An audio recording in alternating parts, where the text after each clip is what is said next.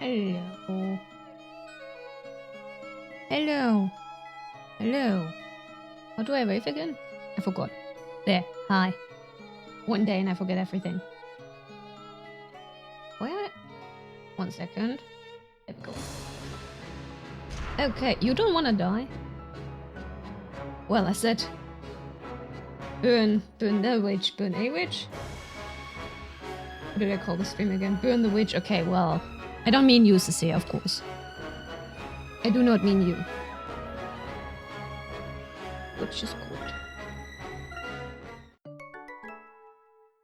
You don't want to die? Well then. You might not want to be a witch. In the town of... What was it called again? Labyrinthia? Labyrinthia.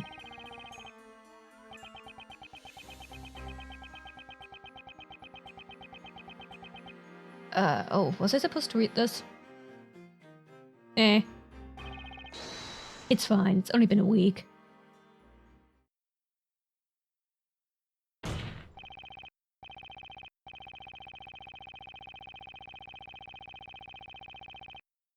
Haven't we already done... Oh, right. Right. Phoenix Wright does this... Ace Attorney does this thing where it doesn't actually continue where we left off, but a little bit before that, doesn't it? Do I want to read this? Ah, fine, I will read it again. Mister, I believe the reason you might have lost consciousness at the crime scene is tied to a certain piece of evidence. You will just teleport out of that town. What were you doing there in the first case? Don't tell me you're up to mischief, Cecilia, without me. But it wasn't just because, you know, I had a bit too much fun the night before. Hi, Penguin. Hello, Penguin. How are you doing? I hope you're feeling better than yesterday. No, it was because of this. The tomato juice. You passed out right after drinking this juice. Therefore, it's not unreasonable to assume that there's a direct connection between the two. Leave the poor table alone. Tomato juice does not make people fall unconscious, Sir Blue Knight. I need to sit properly. You woke up from passing out 10 minutes ago. Oh no. I need a new pet. Oh, poor Penguin.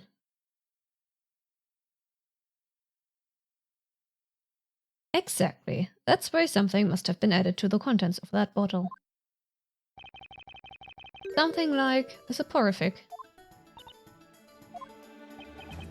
Your body is so weak. The unfortunate misfortune. The misfortune of being human. You need clean hands? Well then go and wash your hands, Cecilia. You mean sleep medicine? And if a soporific was mixed in with the tomato juice, that means Sir Belduc would have been unconscious at the time he was assailed. Oh, yes indeed. The sketch, have another look. The red liquid trickling down from the victim's mouth. Yes, exactly. We already established this. Proof that Sir Belduc must have drank the tomato juice. I had failed to consider this. Inquisitor Barnham, I bet you remember saying this to the court. Can you imagine anyone just sitting back and letting themselves be strangled? Certainly there should be evidence of a struggle. And since we haven't found any, that must mean the killer erased all traces of a fight from the crime scene. However, if the victim was unconscious when his assailant was strangling him, the killer could have committed the crime through a small portal big enough to put their arms through after all. Objection! What do you mean, objection? That may be so, but tell me this. How would the culprit have managed to obtain such a strong soporific? Dude. Yes. It was very simple, and I think you realized why. Why? From the alchemist. That's right, an alchemist would no doubt have a wide array of various medicaments in their possession. And an apprentice would have little trouble stealing some of them from their study. Isn't that right, Miss Grayle? How should I respond to that? I'm sorry to disappoint you, may perhaps be the best way to put it. What do you mean? even though that juice bottle has been safely stored for the past 3 months. I'm positive it would be impossible to find any traces of that soporific now. You wicked. This is unbelievable. Was it really the butler who did it? But everything she says holds true. She was pretending to be a boy. That's mighty suspicious to start with. Hey, let the boy be a boy if he wants to be a boy. Is she a witch?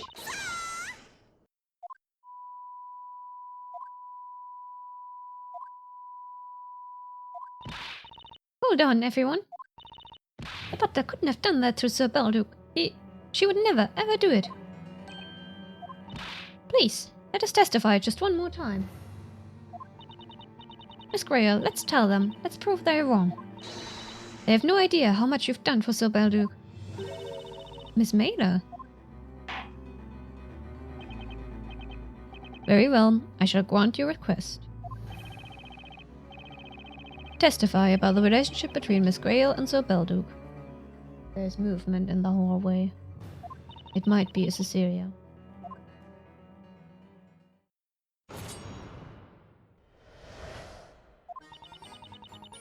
Master took me in, a complete stranger. I will forever be indebted to him. That's why I could never make an attempt on his life, through magic or otherwise. Sir Belduke was a wonderful man. He's the one who recommended this line of work to me. And he's the one who told me about it, the confidentiality obligation, I mean. No one's broken it. Okay. It's true that Sir Belduke evoked fear due to his being an alchemist. However, he was also a man of admirable character who supported the townsfolk through his research. Why would anyone want to kill such a man? This question keeps haunting me, however much I think about it.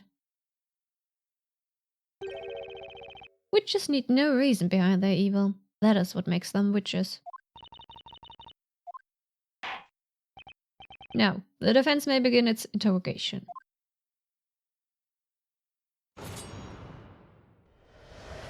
Right.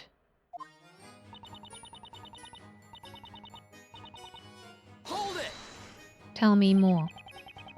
How long has it been since you began serving Sir Belduke? What might be a Cecilia?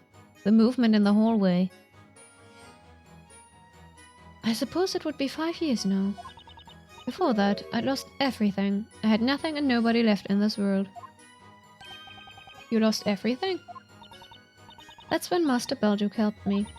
He kindly took me in and gave me work. What did she go through before she started working for Belduke? Later, when I was helping Master with his research, he even taught me how to read and write. I was able to live comfortably for so long, all because of Master. Had to wash your hands? Yeah, I get that as much. I didn't need to wash my hands. I managed to eat dinner without getting dirty hands.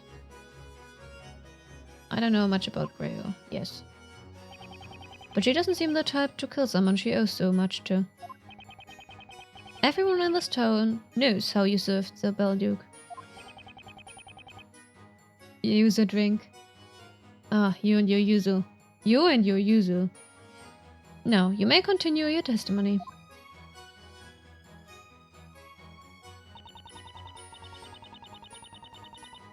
Good, tell me more. You're claiming you had no reason to kill Sir Belduke. Yes, you can ask whoever you wish, and I'm sure they will say the same. There was melted cheese involved in a hot glass wall. Yeah, I know why I gave that to you and got the wooden thingy for myself. All according to Keikaku. I mean, I still have some carrots left. That is so. It is widely known that Jean Grayle was devoted to serving Sir Belduke. It's difficult to imagine that she could brutally murder her respected master. Indeed, I am of the same opinion. I have visited Sir Belduke on several occasions to inquire about this piece of evidence or that, and I must say I felt there was a strong bond of trust between him and Miss Grayle. Do you still think you can come up with a motive? A motive? Jean Grey's motive for murder. We just need to dig deep enough. That's all. We can manage it. We can do it, Phoenix. Grail risked a lot to conjure up a small portal in the wall. And then she killed Belduke, but what motive did she have? Oh. Oh no. What? Suggest a motive? Suggest another motive? Leave it for now. That doesn't tell me anything. Game. Feels weird to leave it, but we don't really know enough yet, do we? Chad, what do we want to do? I don't know. I don't know. I really don't know. Do we leave it? Do we suggest a motive? Let's leave it for now. Can't come up with any reason why Grail would want to kill Belduke. Better wait until I have some more information to go on. Yeah, this seems like a safe bet. I think. We've heard everything the witness had to tell us. We won't get any more out of them. In doubt, choose the middle. Oh, too late. Sorry, Cecilia. Bella. I mean, we can always go back to this and choose it again. If none of the other stuff brings us forward. Miss Grail wouldn't kill Sir Belduke, but he's dead, and when you think about who could have killed him. Are you alright, Mr. Wright? A murder happened. Nothing's going to change that, but... Was murder really the culprit's primary objective? What are you thinking about, Mr. Wright? I think I may need to consider some other possibilities after all. Rather than try to get any more info, maybe I'll be better off changing my perspective. Well, I've been thinking, maybe we've been making the wrong assumptions. What if Grail's aim wasn't to get Belduke out of the picture? Okay. Hold it! Tell me more. You mean you became a courier because of Sir Belduke? That's right. I was also an orphan. I'd been stealing bread or apples and such from stalls and shops to survive. I was known far and wide among the traders in the shopping area. I was famous, or rather, infamous. She's stealing from Mrs. Eclair too. And one day, Miss Grail took me there, to Sir Belduke's residence, I mean. Sir Belduke helped me. He helped me to find a suitable job. And so you became a courier. Courier? Anyway. Yes, see, I only had one real skill. I'm light-footed. At first I didn't take it seriously, the job. I mean, I didn't care about work. But then I realized that it's not so bad to be useful, you know, to other people. So I owe him a lot too, you see? Sir Belduke, I mean. What a heartwarming story. I think that just wiped a tear with the rim of his hood. The more you hear about Sir Belduke, the more obvious it will become that no one had any reason to want to kill him. It sure does seem that way.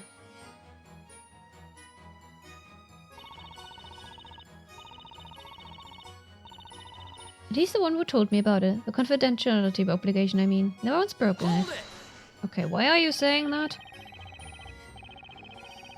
The confidentiality obligation is a rule held among couriers. Is that right? Oh, are we all? How are we, Cecilia? How are we on this fine evening? We've got a lot of stuff done this weekend when we got to the apartment, but there's so much left to do. So little time. I still haven't found my straightening iron. Or my books. My lost books. Anyway. Yes, a courier. I always want to say career, but that's completely wrong. A courier must not disclose the contents of a letter, nor the names, nor addresses of its sender and recipient.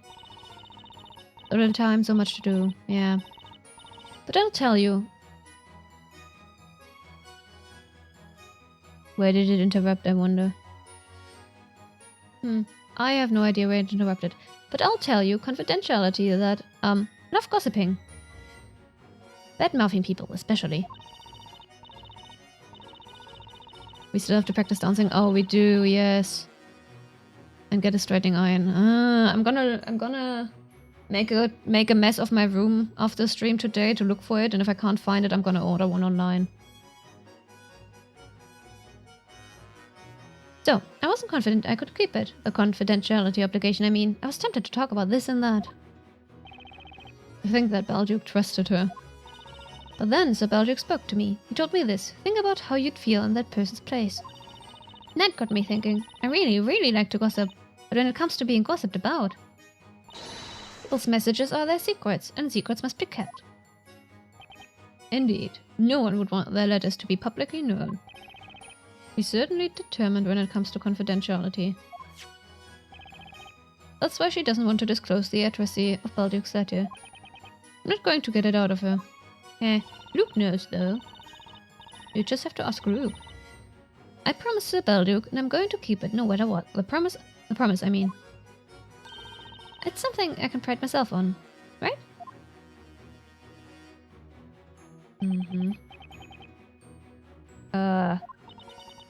Everyone knows that Miss Grayle respected Sir Belduke. That's why it seems inconceivable that she could be the killer. Yeah. We need to look at it from a different angle. Yeah, okay. Hmm.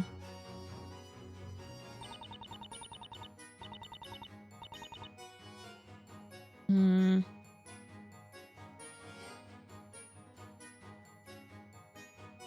Hmm. Hmm.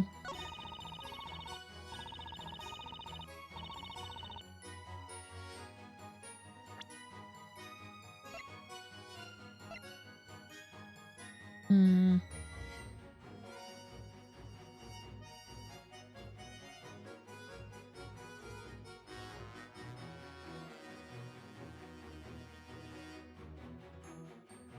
Hmm.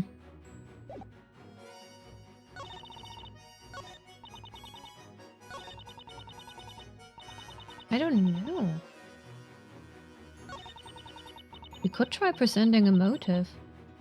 But if it says we are supposed to do it from a different angle? Ah.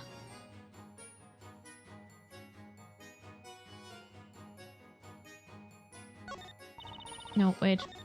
Was it here? I think it was here, right? Hold it!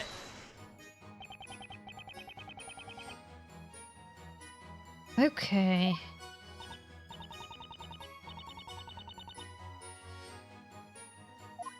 The Seer said middle, so let's do the middle. Whatever the middle was.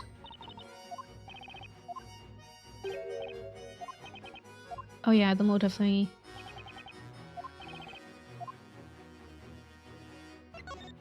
Sure. I understand the defense will present evidence.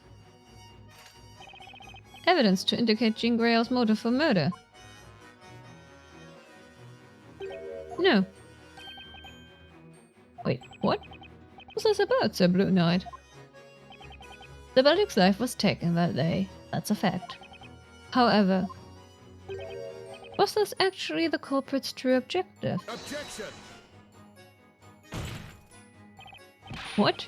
This is nonsense. Sir Belduke was murdered. What other possible reason could there be besides someone wanting him dead? I'm fairly positive this piece of evidence will lead us to the culprit's real motive.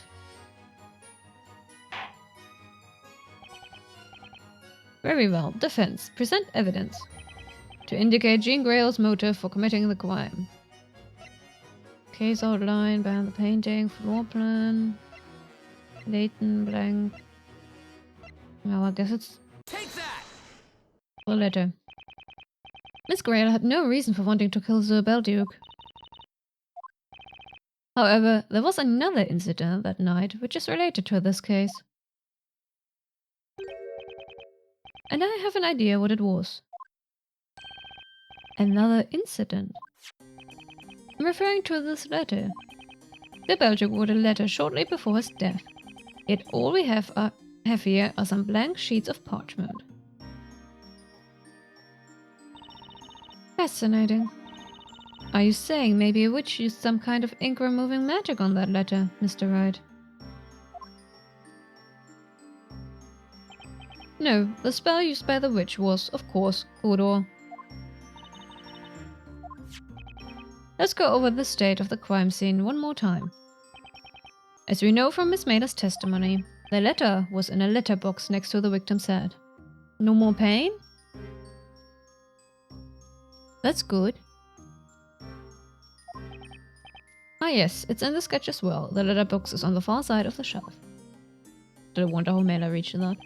A point of note is the location of that letterbox. Unbelievable. As Inquisitor Barnum seems to have noticed, the letterbox is within reach of the small portal conjured by the witch behind the painting on the wall. Only misery and meds. Such is life, I suppose. Oh, indeed it is. And Sir Balduke's butler? As Sir Balduke's butler, he would have known exactly where he keeps his letters. Indeed, Master Balduke would always keep his letters in that letterbox before posting them. You want to be a guy? Oh, I wish I had, like, the nicely deep voice of a male. They have such nice, deep voices. Well, not all of them, but most of them do. I'm always so jealous. It makes audio editing so much easier if you have a deep voice. Public transport to get back after the cosplay ball is still maximum wait 10 minutes, even though it's 2 a.m. in the morning. Ooh, that's nice. I mean, we don't have to stay until 2 a.m., but I kind of want to. We'll see how it goes, right? How much fun we are having. Also, it's gonna rain all weekend. Maybe the weather will change. We do own a car, but we're not gonna drive. We're not gonna pay for parking at the convention. That's gonna be way too expensive. We're gonna drive from our current place of living to the con, but we'll use public transport to get from the hotel to the con and back.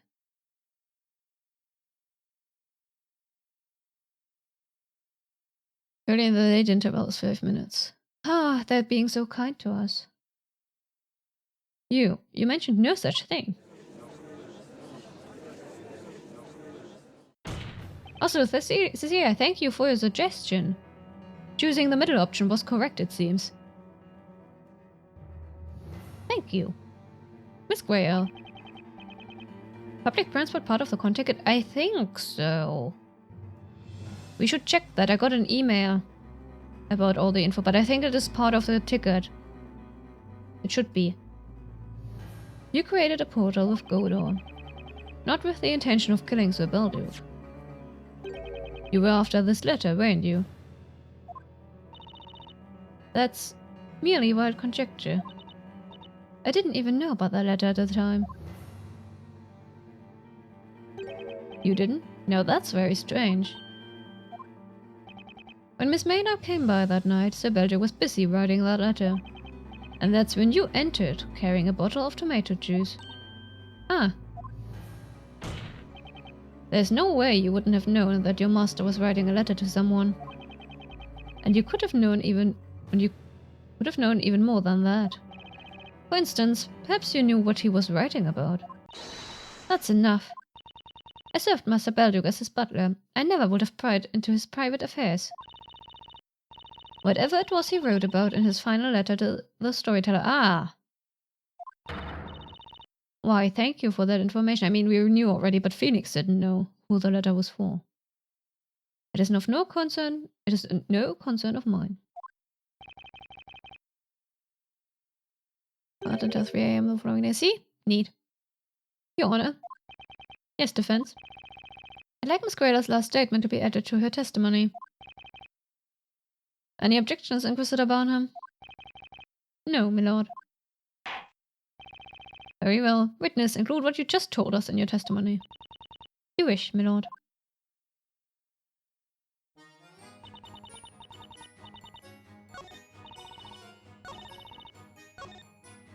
What? Wait, where? Huh? Yes, yes, yes. Where's the statement? Give me the statement. Yes, he took you in. You had no reason to... Huh?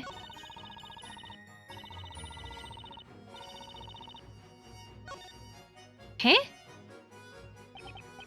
I thought it was added. What? What's going on now?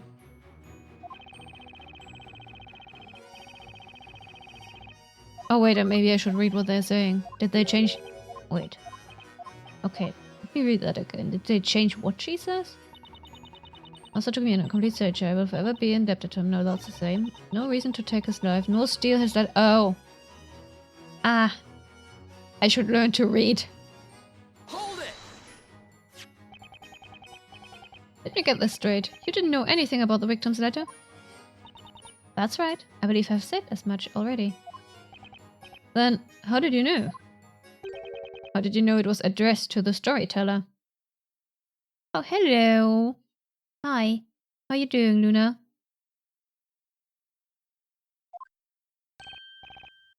Ah, indeed.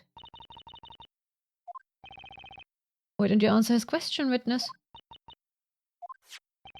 It's true this letter is addressed to the storyteller. But when did you find out about it? I have spoken about the murder with many people over the past 3 months. Oh. Hang on! What is it? Excuse me, Miss Mailer. Oh. Right.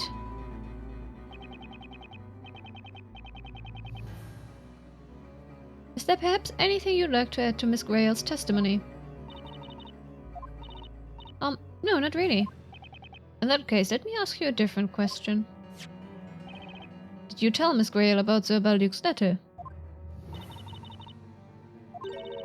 I don't know. What do you mean you don't know? Do not beat around the bush, witness. Answer the question. If I may briefly interrupt.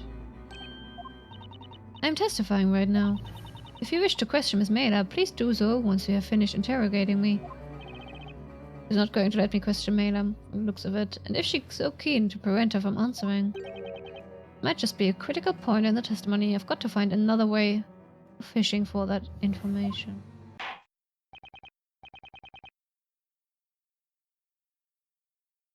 Witness, continue testifying.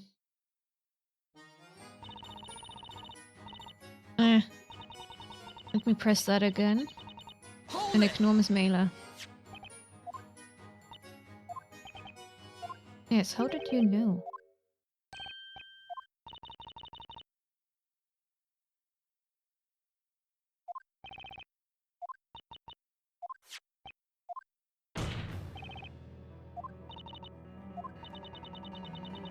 Many people over the past 3 months. Everyone has been very kind to me. They have also told me all sorts of things. I must have heard about it from someone at some point. Well, that incident was certainly much talked about. Would you not agree, defense? Does her testimony hold together? There is a huge contradiction in Miss Grail's testimony. You're becoming very predictable, Sir Blue Knight.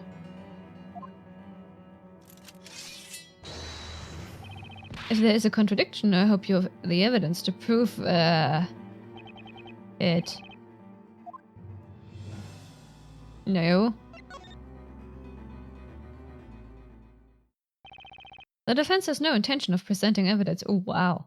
The confidence. What? The proof that there is a contradiction cannot be found on the court record.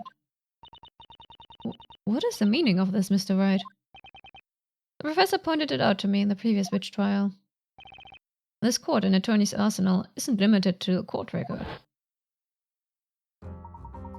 Each of the witnesses in this trial has given their own account of what occurred. Therefore, whenever one witness has testified, the other remaining witnesses have listened.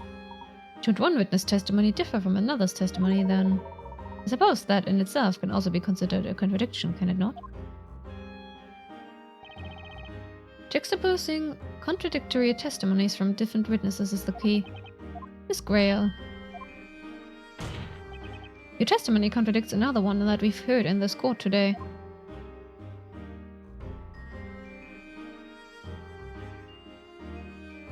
What? Oh. This one, right? What the? Did they just They turned around the statue. Look at this. Why? Okay. I'll take it. Fine, I'll take it. I'll take it. Dramatic. We're pointing together, even though Layton is a golden statue. It was a single word that gave you away, Miss Grayle. The greatest thing ever? Okay, if you say so. I must believe my chat if they say so. What do you mean by that? The name of the recipient. There are only a few people who knew the intended recipient of the letter. 4 people, to be precise. Only 4 people? First was Sir Belduke, the author of the letter. Then there was Miss Mailer, who delivered it. And of course the storyteller, its recipient. And as well as one more person. The one who stole the letter using a portal spell and swapped it with a blank sheet of parchment. The witch. Maybe I did. Maybe I spilled the beans about the letter. I mean, maybe I told the butler. You did what? Well, because you see, me and the butler are sort of friends. And it was about our dear Sir Belduke. I feel like I might have told her about it after all. See? If I did, that's how she knew. About the recipient. I mean, why are you protecting her? Objection! I understand that you are friends with Miss Grayle and you want to help her out. But I've got a piece of advice, Miss Mailer. You shouldn't lie, even for a friend. Huh? Remember your testimony. You told us about the courier's duty to keep the details of letters confidential. And you have also testified that you have never broken that obligation, remember? Ah. Objection! But, hold on just a minute. As the victim's butler, Jean Grayle might have had a chance to catch a glimpse of the envelope. Objection! No, she didn't. When Miss Mailer came with the delivery, Sir Belduke was still writing that letter. In fact, he was in the middle of it at that time. The letter had not been addressed yet. And the next morning, when the body was discovered, the letter was already in the letterbox. Keep in mind that Miss Grayle would have had no opportunity to see it then either. That's so. She went to report the crime without even setting foot in the study. And then Miss Mailer appeared and retrieved the letter. Needless to say, Miss Grayle couldn't have learned of the letter's recipient afterwards. But you. Or maybe you have a good explanation, Miss Grayle. I'd very much like to hear it. Can you please tell the court how you found out the recipient's name?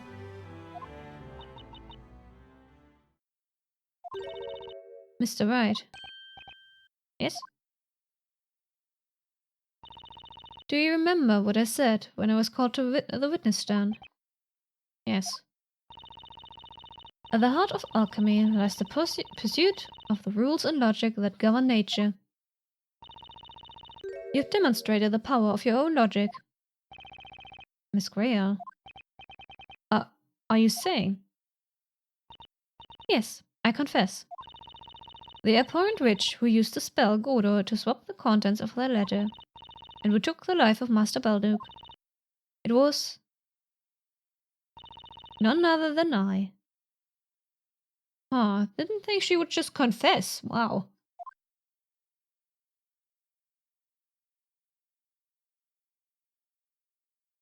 I did not expect that. Goodness. Everyone is speechless. I was an only child, born to a poor family. I've been a witch since I was very little. When did I become aware of it? I don't remember. Expect the unexpected?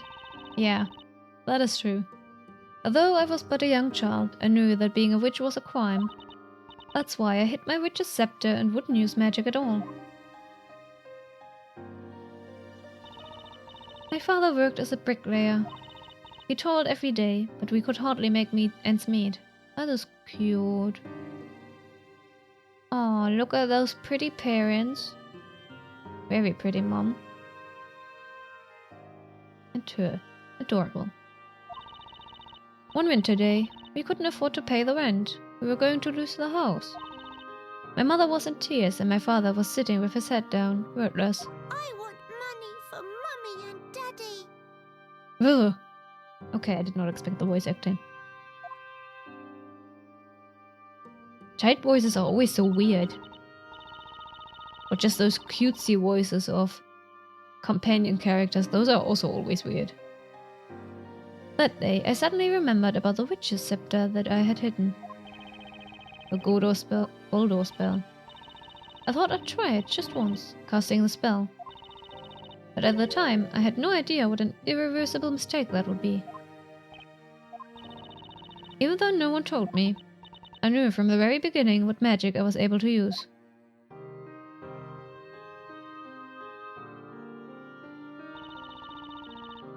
What should I turn into gold? I was thinking about it really hard, the little girl that I was. Nothing that wouldn't stand out, that could be taken for a work of art. Then I decided I chose a pretty leaf. I chose a pretty leaf that had fallen into our garden.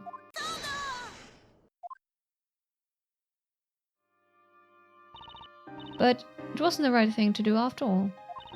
It hit the goat. I was terribly punished for using magic, even just the once. Punished? In what way were you punished? I placed the leaf down in the back garden and cast a spell, but then... Margaret suddenly walked in front of me. Margaret. My closest childhood friend. Margaret. Right before my eyes, she was turned into gold. Oh dear me. I screamed and cried, but I knew I couldn't ask anyone for help. If anyone had seen it, they would have known it was the work of magic, and I knew Margaret wasn't coming back. That's terrible. Then my mother and father's faces flashed before my eyes. We may have been very poor, but we were always happy together. Had I been captured as a witch, I feared my parents probably wouldn't be safe either. The thought tormented me more than anything, and so I made the decision. I decided to end my own life. Oh goodness. Oh dear. Oh dear. I threw myself into the river near the town. It was winter, and the water was as cold as ice. I couldn't even move. It was painful. My consciousness started drifting away. And then Belduke saved her? The next thing I knew, I was in Master Belduke's residence. He risked his own life jumping into the freezing river to save me. I burst into tears and told him everything. I didn't want to go back home. I would only end up causing my parents grief. Master Belduke listened to me without interrupting, and then he told me this. You can stay here, but from now on, you must live as a boy.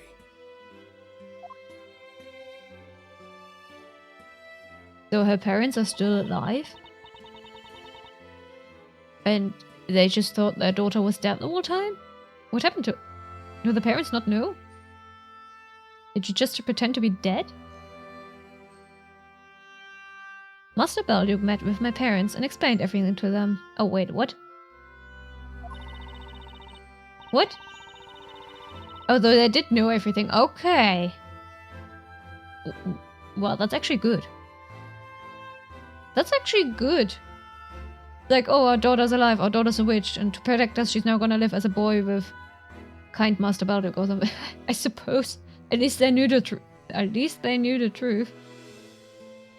They were very sad, but they agreed it would be best if I didn't return home. Poor Miss Grail. It must have been so awful for her. I find it interesting how everyone else just has one name. And it's like... presumably their given name, and then it's Miss Grail. Oh, I forgot to read that. Anyway. As for Margaret, turned into gold, he brought her to his residence. Yes, we saw her.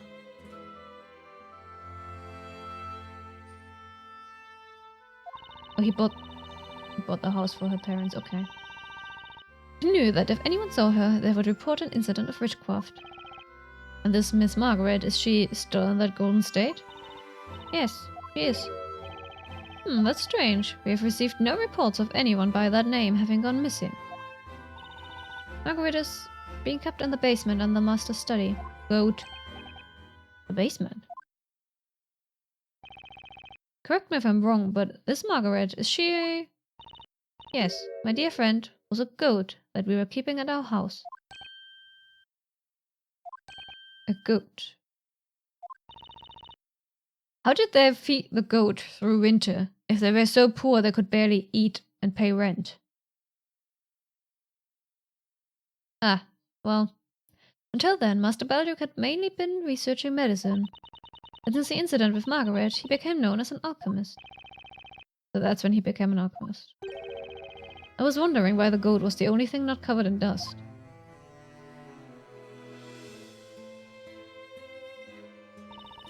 That's how I started a new life as Master Balduke's butler.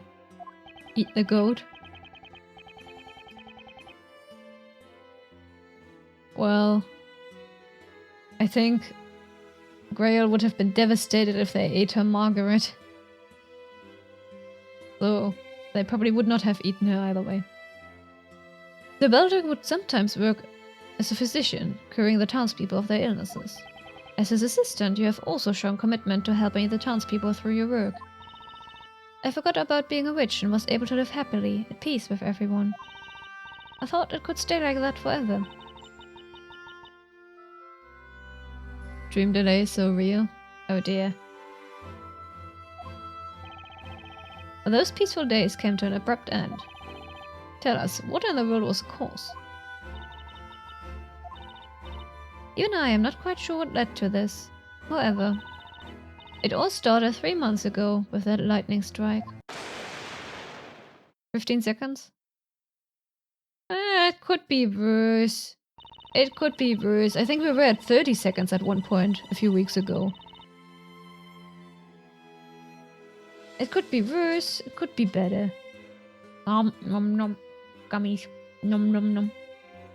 Master Balduke and I were on our way back home, carrying specimens for experiments. Nom. Nom nom. An old bell tower appeared in the flames. Everyone who saw it was stupefied. Maybe I should finish my dinner first before eating sweets. I still have some carrots left. The expression on Master Balduke's face was unlike anything I'd seen before. Let me get a carrot. What do you mean? His face went pale and twisted in sheer terror. He was shaking violently. Oh, wow. That goes through my noise filter. Loud carrot.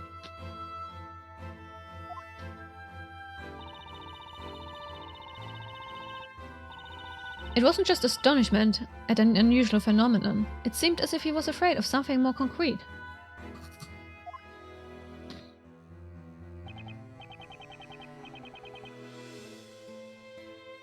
Perhaps Sir Balduke saw something that others couldn't. He cancelled his experiments for that night and began writing a letter to someone. A letter? I found out about it when I brought him his bottle of tomato juice.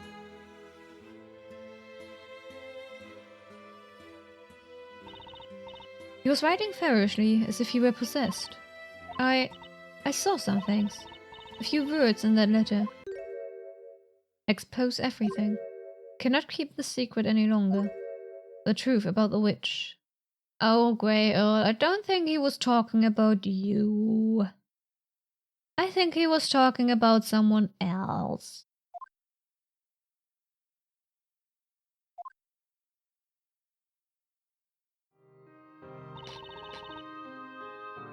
Master Balduke was going to confess that I was a witch.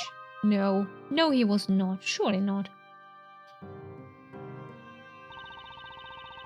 I wonder if she still has the letter somewhere.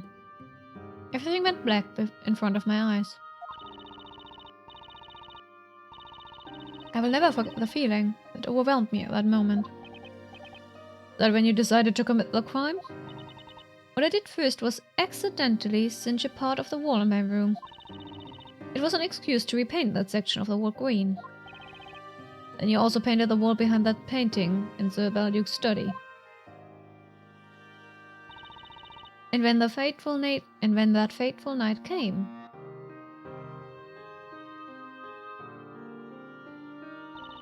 I used a syringe to inject a soporific through the cork and into the bottle of tomato juice. Neat. So many thoughts were running through my head as I wished Master good night.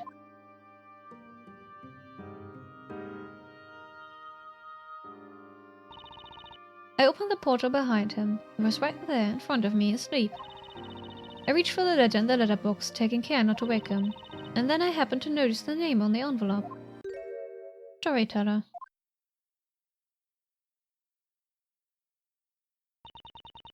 When I read that name, the world all around me turned black once more.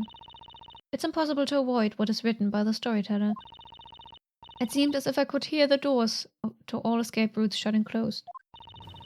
It was the sound of despair. I would like you to believe me, but the thought of taking Master Balduke's life never once occurred to me. I only planned to steal that letter and then disappear. But as I looked upon Master sleeping there in front of me, at that moment I felt an evil presence awaken within me. Why did he save my life? And why did he betray me? Before I realized what I was doing, my hands were clutching his neck. He didn't move at all, so I kept on clenching his neck.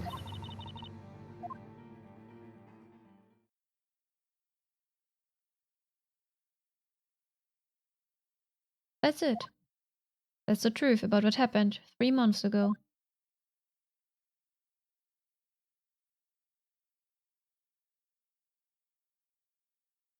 Oh dearie, dearie me. Oh my. Oh my. There's just one thing I fail to understand. Yes. You said you wanted to run away once you had stolen the letter. Yet despite that, you continued to live in Sir Balduke's residence, and now here you stand. Why did you not run away? My life had been thrown into disarray due to the absurdity of magic. I had learned all about alchemy living at Master's residence. Alchemy is concerned with the logic that governs the world. I wanted to believe that there truly was such a thing. It's time to burn the witch. Well, judging by the previous trials, we're gonna have to go through a lot more light novel stuff. Also, she still hasn't confessed about turning Layton into gold. So I stayed in that place, hoping to one day see the irrational nature of magic overcome by the power of reason. Magic being overcome by reason. That night, I swapped the letter with blank sheets of parchment and waited for the sun to rise. I resolved to wait for the day when my true identity could be exposed through reason and logic. Hello, that day has come. Today. Master's death remained a mystery for 3 months, and people started to lose interest. And then you appeared, Mr. Wright. On the day you visited the residence, I was listening to your conversation from the other room. As the time finally came for me, my heart was racing with anticipation. Then, a few minutes after everyone entered that room, an unbelievable incident took place. That incident. A witch appeared in Master's study. What? I wanted to get a look at the witch, so I created a portal in the wall behind the painting. Precisely at that moment... Guldur. Ah, yes. The witch used one of the very spells that I can use too. When I heard those words, a single thought flashed through my mind. This was my chance. I could dispose of my witch scepter. Ah, I see. I knew at the time what kind of witch the Inquisition would be looking for.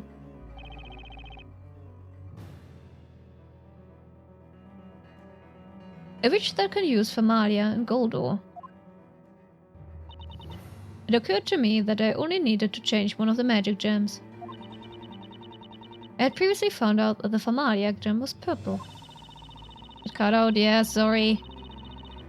OBS is a bit slow in telling me it disconnects, so I don't notice immediately.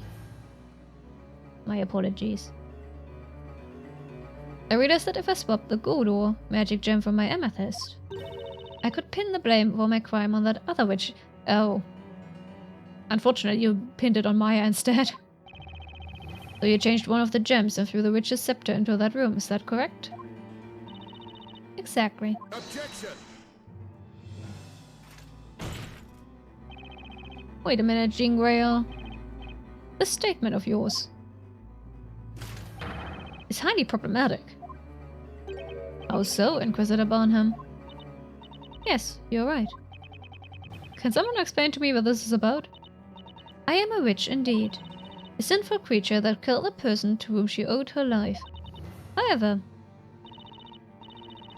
how often do they have to buy new tables? Maybe they're like special tables designed to hold a lot of weight and endure a lot of thumping, slamming your fist down while in full armor. Heavy duty tables, yes indeed. Regarding the gentleman standing next to you, Mr. Wright. He may have fallen victim to a witch, but that witch was not me. Ah. Oh. Wait, what? The judge really is slow. Goodness. I'm gonna eat another carrot. Carrot! Carrot. Order! Order! Order in the court! What in the... What is the meaning of this?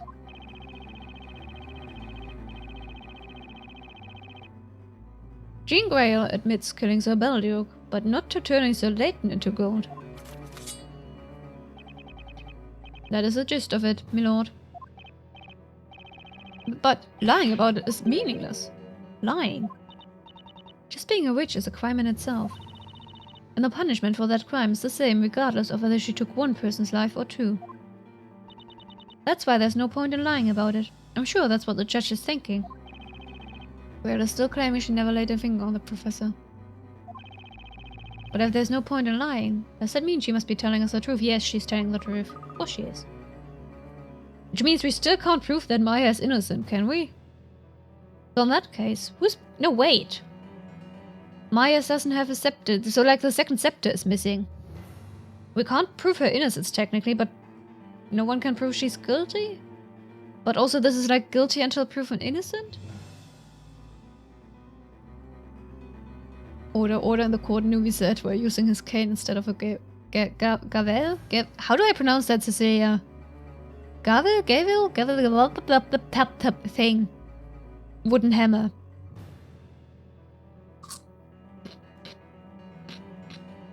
So in that case, who's responsible for what happened to the professor?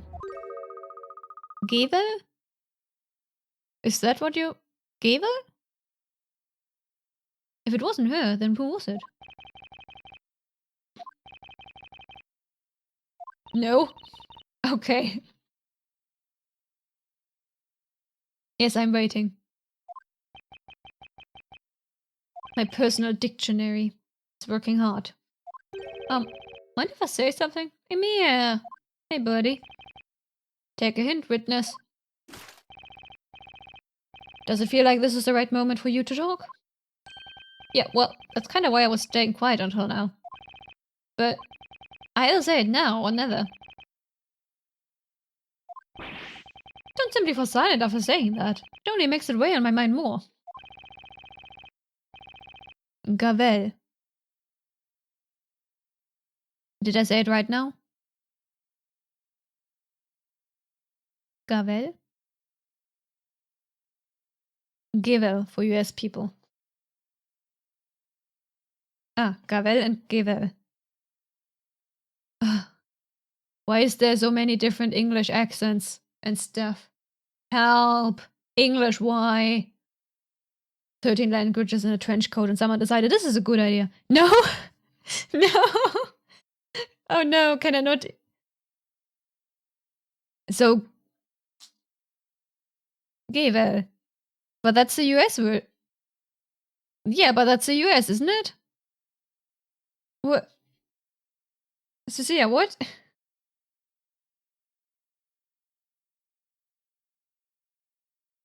That's how you spell the US version. Gevel. Gevel. Oh, she's coming over. It's a gavel. It's a gavel. That's not. But that's not how you. Gavel. Yeah, but that's not how you pronounce the letter. But it's a gavel.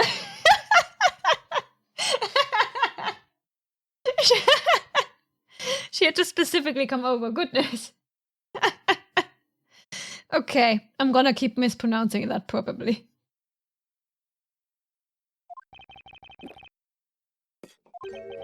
Oi, Bluey. Yes? I need to make sure about something.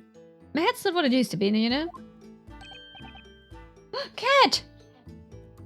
Cat! Cat!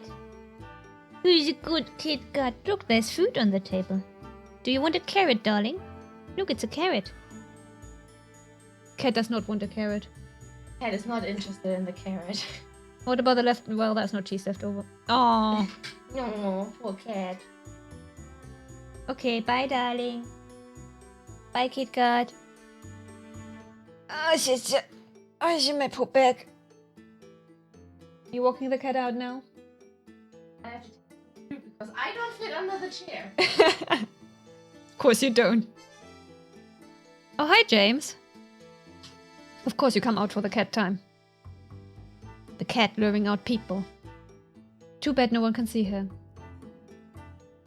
No way, she's right there. She's right there. There. Sleeping. The alchemist butler, Lady Butler, she sipped sleep medicine into his drink. That's correct. She laced his tomato juice with it. And then she strangled the alchemist afterwards? Yes, Sir Balduc was unconscious from the sleep medicine, so he didn't resist. And that explains why he found no signs of a struggle at the crime scene. Yeah, about that. I let it slip earlier about what I did at the crime scene, right? I told you that, I had a few sips of the juice. Sips. Let me drink water. Sipping water. Mm-hmm. Good water. And the sleep medicine mixed in made you sleep like a dog. Log. Well, like a log. Yes, we remember. Yeah, well, here's the thing. This is just between us, okay? You see, when I appropriated that juice, the juice bottle was, well, still unopened. It was unopened? Hahaha, my throat was parched, and I wasn't thinking straight. That brand new bottle was just there, waiting for me, with a corkscrew conveniently laid next to it. I couldn't just let that go to waste. I swiftly pulled out the cork and got to drinking. What? So, in case you don't get what I'm getting at by the alchemist. Didn't have a single drop of the juice with the sleep medicine. But there was something. Oh no! Oh no! How much longer must I endure this puzzle-free drought? The drought of puzzles. I need my puzzles. My puzzles. No! No! It's over. It will never let us go. It will keep going forever. Ah, this is terrible. Witness, you went to the trouble of opening a bottle found at the crime scene just to drink its suspicious contents. Just tomato juice. Well, that's what I've been telling you. I was dying of thirst. He's been drinking poison all this time, more or less. That doesn't justify what you've done. Objection. Oh, the poor table. Give me gummies. I want gummies. I want to be unhealthy and eat sweets. The Inquisition shall deal with this witness after the trial. We will find out what it means to be dying of thirst in a more literal meaning. Poor Mia. However, let us not waste any more time with him now. Hey, this is important, buddy. The witch has confessed to her crimes. There is no need to investigate Sir Balduc's death any further. Indeed, you're right, Inquisitor. I want to know what's in the letter. Can someone give me the letter? Her role in the Sir Layton incident is not entirely clear. It is, though. Some other witch turned him gold and she dropped the scepter through the portal. Done. That's what her role was, Judge. Easy. But a person who kills her protector, to whom she owes her very life, can be nothing other than a witch. The court has sufficient grounds to sentence her as such.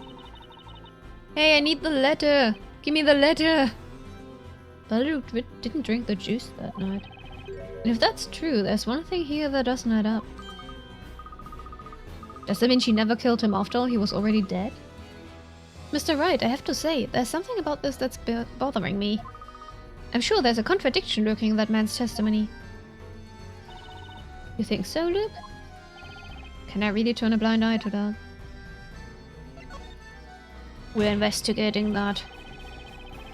Mister, you say you opened the tomato juice bottle. But that claim contradicts a certain piece of evidence. What? Defense, I'd like a word with you. Yes, Your Honor. At this point, your client's innocence has already been established. No? Bear with me, but no? It has not been established? Anyway, sure. Therefore, whether there's a contradiction... Sorry. Where was I? Therefore, whether there's a contradiction in that man's testimony or not should no longer be of any of your concern.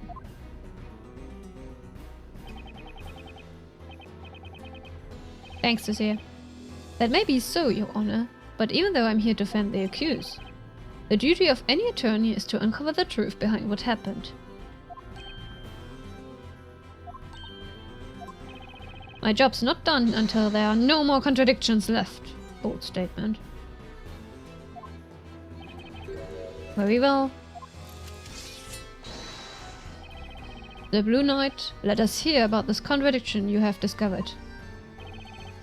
The bottle was first opened by that guy, meaning Baldur didn't drink any of it. That means there's one piece of evidence that should be very difficult to explain. I would like to hear about this contradiction too. The defense shall present evidence. Where is the contradiction in this witness having been the one who opened the tomato juice bottle?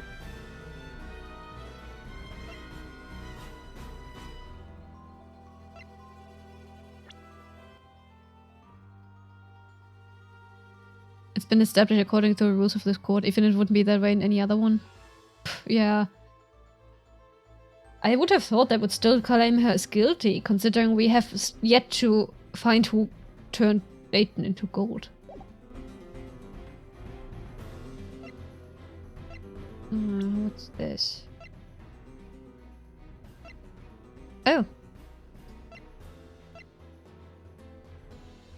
It's open. Also, there's a stone right there.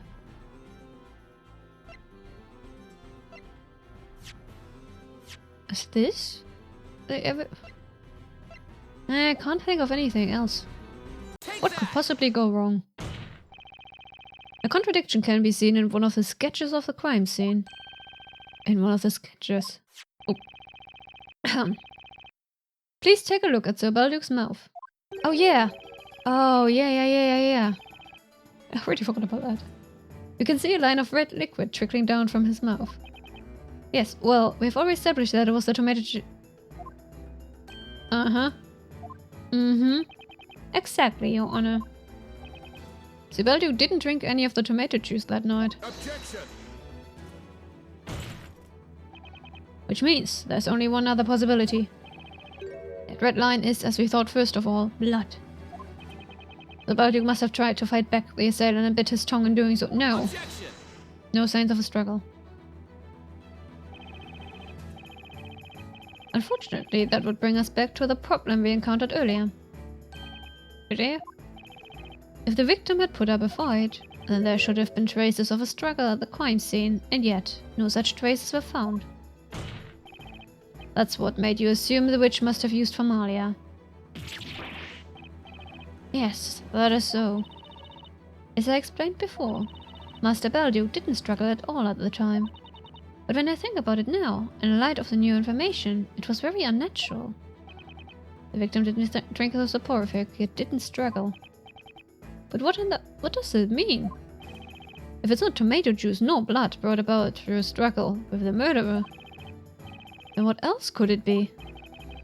Maybe he drank wine. Since it's not tomato juice. Oh, he drank poison. Like that bottle of poison that Emir has. We have to assume it's blood after all. Yeah, right? Yeah, this one. Gotta be that. We have ruled out the possibility that the victim bit his tongue while struggling with the attacker. Indeed. Then there's got to be a different reason for that blood being there. He must have suffered internal bleeding that was somehow connected to his death, but what could have caused it? Your Honor. Then I ask one question. A question? Whom? If I just clarify this one suspicion, I may be able to explain the blood shown on the sketch. And so I need to question one person in particular. Emir. Mister, can I ask you something? Yeah? But don't give me that scary look, Bluey. I know nothing at all. I've got nothing to tell. No. I hate you. So much, Bertley. Emir is as innocent as a little lamb, but his confidence, more than a sham, doesn't even rhyme! He'd be better off without that board. Yes, I agree. You drank the tomato juice that was at the crime scene, right? Don't keep asking me about that over and over again. What if I did? Then, I have another question for you. Did anything else disappear from the crime scene that day?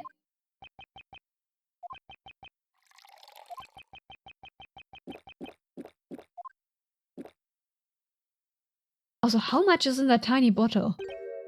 Nah, I didn't notice anything. Objection!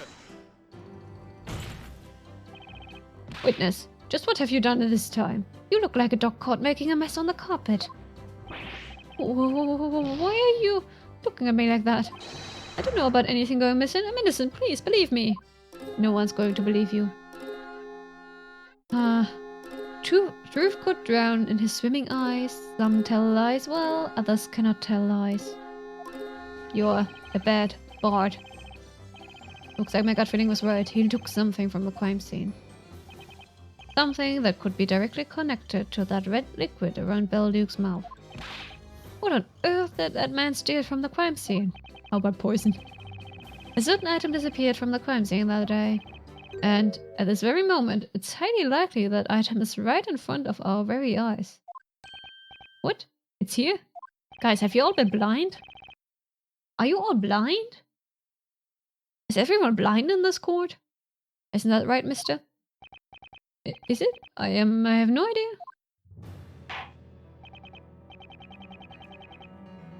Defender, I order you to show us what this item is. The item that this witness took from the crime scene.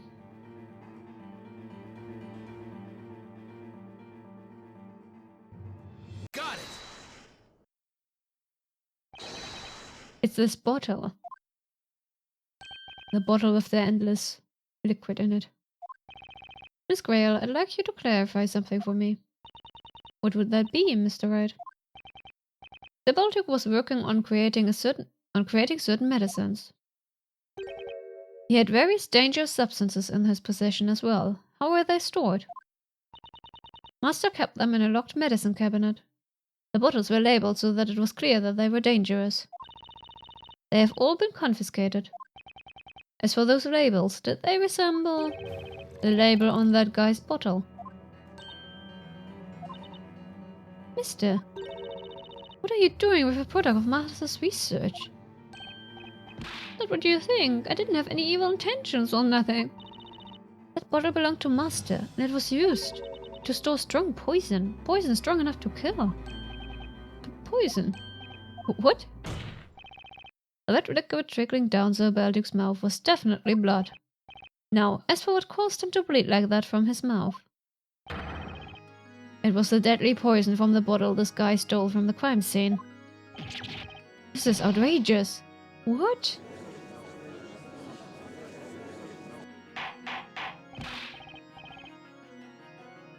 Order! Order! Order! Whoa. Do you expect me to just keep quiet? It was poison? Poison? Am I gonna die? Objection! No, you would already be dead, Emir. Just wait and see. Time will tell. Yeah, I guess. More importantly, I want to know why you have that bottle. Oh, well, that's, remember how I told you I drank the alchemist's tomato juice?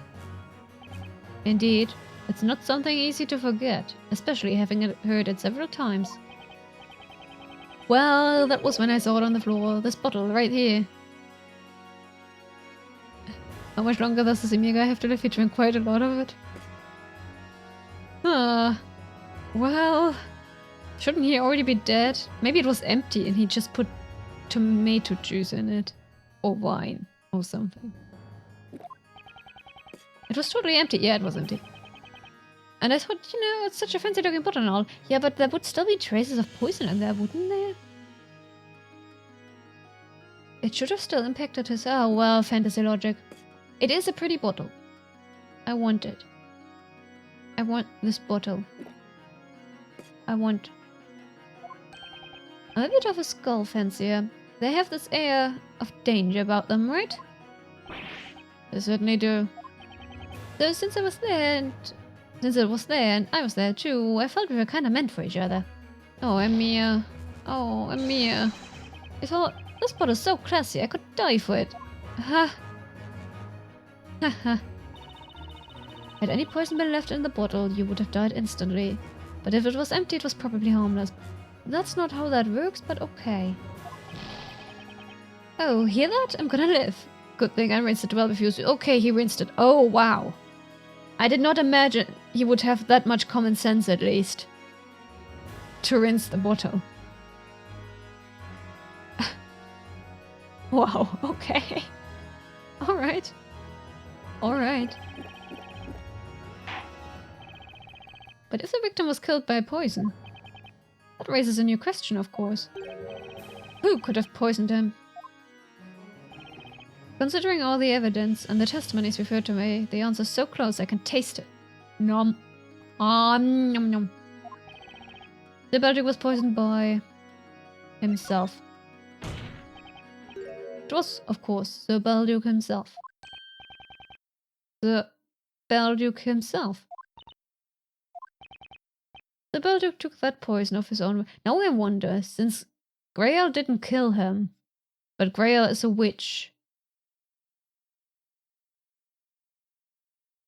is she still gonna be burned? Probably. His death was suicide. Da da da. Objection!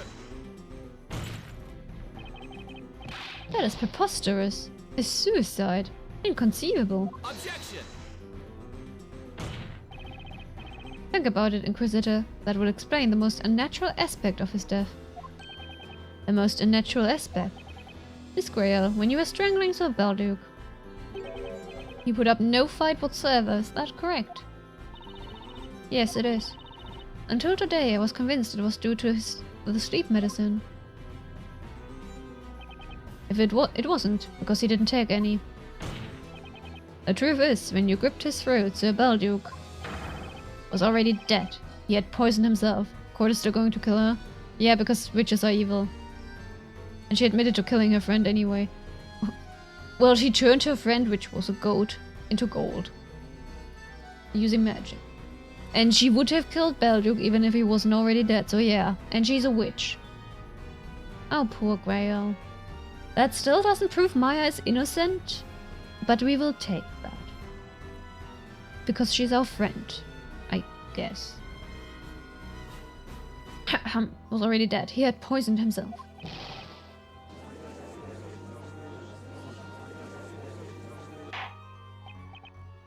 But would the poison have caused him to bleed from his mouth? I personally know of no poison that works instantly and causes such symptoms. Oh, you don't? I can't just tell them that it happens on TV all the time. He's not wrong there. I got money back from our car insurance because we moved? The base tariff is cheaper and the other third party we have is a bit more expensive, huh? Okay, good to know. Remind me to enter that in the household accountant book after stream. Total body damage. Okay. Yeah. There are certain plants in this area that contain a highly poisonous substance. In the course of his research, Master Balduke found a way to extract that poison. What am I hearing? There really is such a dangerous plant in Labyrinthia. The poison is very bitter to taste, so it would be impossible to secretly slip it into someone's food or drink. And it would cause internal damage. It is a very powerful poison. Drinking it would induce a most painful death. Oh. Ooh. Would he willingly drink that? To think, Sir Balduke could. But did Sir Balduke really choose such an agonizing death for himself? You would note with the money we got back for— Yes, thank you, Cecilia. Much appreciated. Did Sir Balduke really choose such an agonizing death for himself? It doesn't seem like he suffered that much. I would like to know that too. Miss Grayle. You mean to say Master killed himself after exposing me as a witch? I cannot believe it. He just wouldn't commit suicide. Indeed, we cannot take such a theory at face value. Had he committed suicide, I dare say he would have left a suicide note.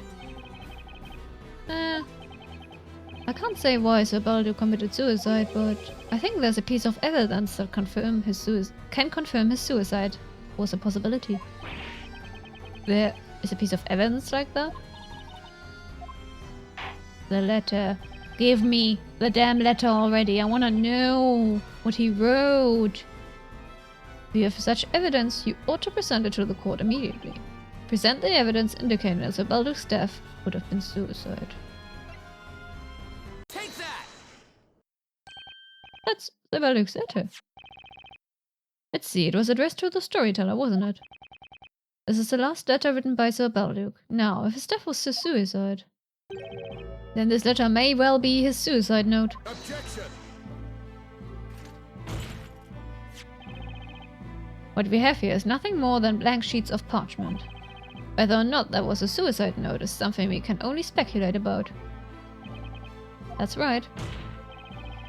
But there is one person who knows whether this letter was really a suicide note. You mean the person who swapped its contents? In other words, you, Jean Grayle. Witness, you stole Sir Balduke's letter on the night of the crime. Tell us, what was written on it? I don't know. What? You don't know? I did steal the letter, yes. But I don't know what its contents were. The hell you mean you didn't read it? You mean you have not read it? I couldn't bring myself to read it. It seemed that if I did, everything that had happened since Master Balduke saved my life would be ruined in an instant. Ah! How could she not read it? Okay. I've taken it out and held it in my hands many times, but no matter what, I just couldn't. Miss Grayle, can you tell us where that letter is now? I have it here. You're carrying it around with you. If you were searched, you would have been done for. At night, having killed Master Balduke, I decided to stay in his residence. I knew my identity would be revealed sooner or later, and I was ready for it.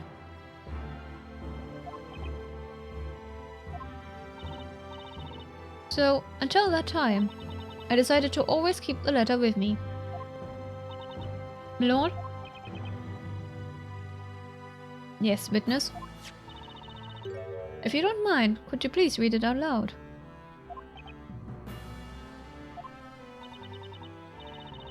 Now that I'm here, in this place of judgment, I think I'm finally ready to hear what Master wrote. Hold it! Miss Grayle, Oh, I think you should be the one to read it. Me? Sir Balduke wrote this letter to the storyteller as he was preparing to die. I'm just gonna eat more carrots then. I think it's only right his last words should be read by you.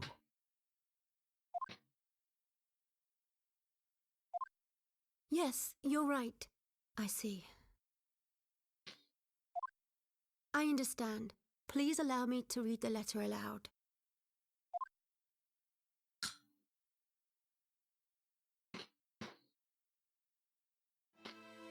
My dear friend, I hope you will be able to forgive me for leaving this world of my own will.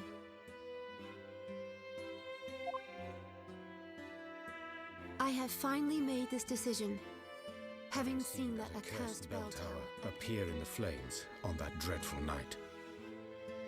That lightning was a sign that we have angered the gods.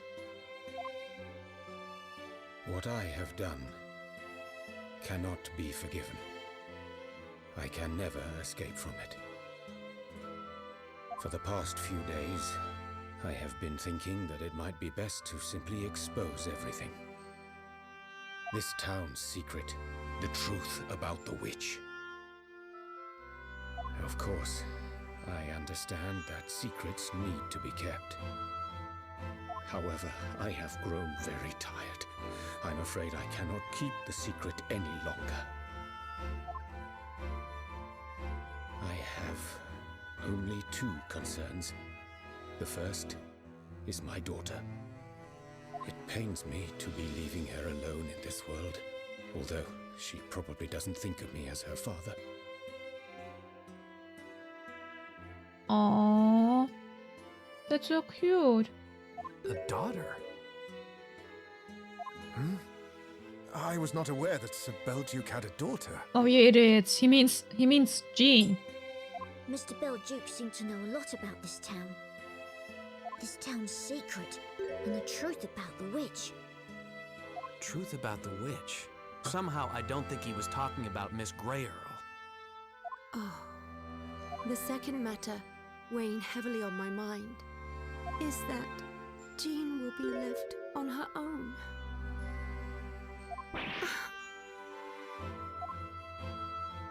Seeing her growing up, so strong and righteous, in defiance of her fate, had given me hope. Oh no. A short while ago, she brought me my usual, and what will be my last, drink. There are so many things I wanted to tell her, but I could only manage a thank you. She is a very sharp child. Had I said any more, she would have caught on. You could call me a selfish man, but I didn't wish my last memory of her to be a sad one. Master Belduke. If the fate handed to her by this town has made her life an ordeal until now, I hope from the bottom of my heart that a wonderful story awaits her next. That's such nice. I really like the voice acting here. That's some nice voice acting. I intend to leave my residence to her, and I would like you to look out for her. Alas, it is time for me to put my pen down, my dear friend. What I truly wish to express to you is too complicated for words. I hope one day you will understand, but for now I bid you farewell. The time has come for me to go. Interesting. Very interesting.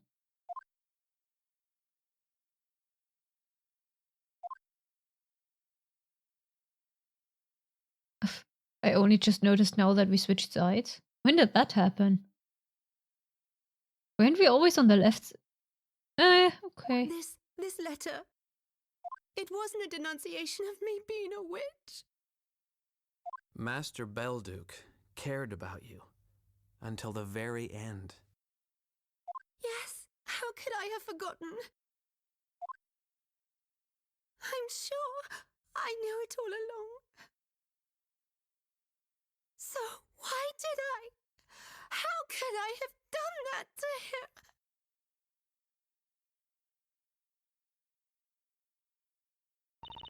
A different view? Oh, did we see it from the judge's view before instead of the witness? But usually we usually see it from the witness's view, right? It doesn't matter anyway. It's not like I noticed it the entire trial before this. I only notice it now. My lord. What is it, Inquisitor Bonham? I think it is about time. For the guilty verdict. Guilty? The Inquisition withdraws the charges against Maya Fey. And charges Jean Grail with being a witch. That's so cruel, Bonham, but okay. All the evidence corroborates this accusation, and she even admits her guilt. Hence, the Inquisition asks that the witch be found guilty and punished immediately. Objection! Not so fast, Inquisitor Bonham. What do you want now, Sir Blue Knight? Admittedly, Miss Grail did attempt to strangle Sir Belduke, but he had consumed a deadly poison and was already dead at the time. Yeah, that's not gonna change anything, buddy. That's not gonna change anything. Therefore, she's not guilty of murder. Yeah, but she's guilty of being a witch. You're forgetting where you are. And one more thing. It also wasn't Miss Grail who turned Professor Layton into gold. There was another witch present at the crime scene. The defendant Maya saw her too. Burn the witch. Burn the witch. Oh, the CS calling. Calling for burning. To put it simply, Miss Grail didn't kill anyone. Except for the goat. Yeah, she didn't kill anyone. And yet, you still want to burn her. And Maya, do you even know how it feels to be put in this cage? It's like everyone's against you and it's super frightening.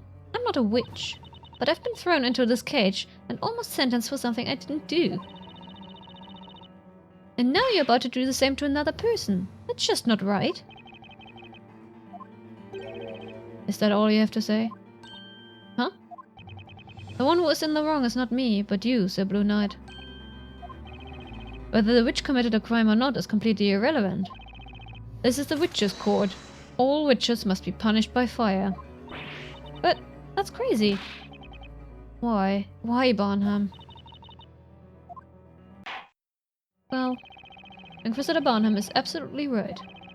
Being a witch is a crime. You understand that, don't you, Miss Grail? Yes. Very well then. The court is ready to issue the final verdict. Maya Fey is found innocent, and in her place, Jean Grail is found guilty of being a witch and shall be cast into the fire. No! You can't!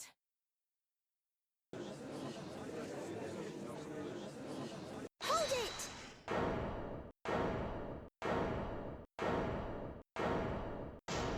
Please, hold the verdict! Espella? Espella? What is it now, Espella Cantabella? There is nothing else we can do. This is the course of things, and you should know it well. Indeed, all witches shall be cast into the flames. That is the law of this town. A law that was written by your very own father. They can and they will burn the witch. And furthermore, a law that has always been obeyed in the town of Labyrinthia. A town like this should never exist in the first place. True. True. What such insolence! That's heresy! She's criticizing the storyteller's story! Even the storyteller's daughter has no right to criticize the story! Trials in which innocent people are sentenced to death by fire. I shall make sure this is the last one. What do you mean, Espella?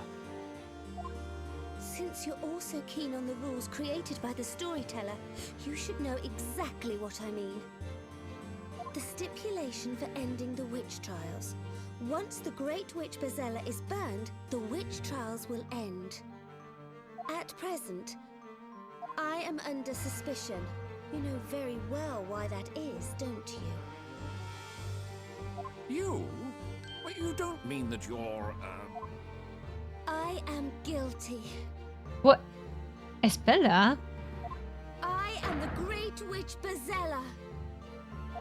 What? Now, cast me into the flames and let Miss Grail free. Oh my. Miss Cantabella. This shall be the last of the witch trials. No one else need be burned hereafter. Okay, but Estella, just what are you saying? I can't let you do that. please don't let me enter another trial right after. Please don't make me do that. He's taking the Please, blame Mr. for you. Wright, let me do as I wish. Cecilia, what have you done?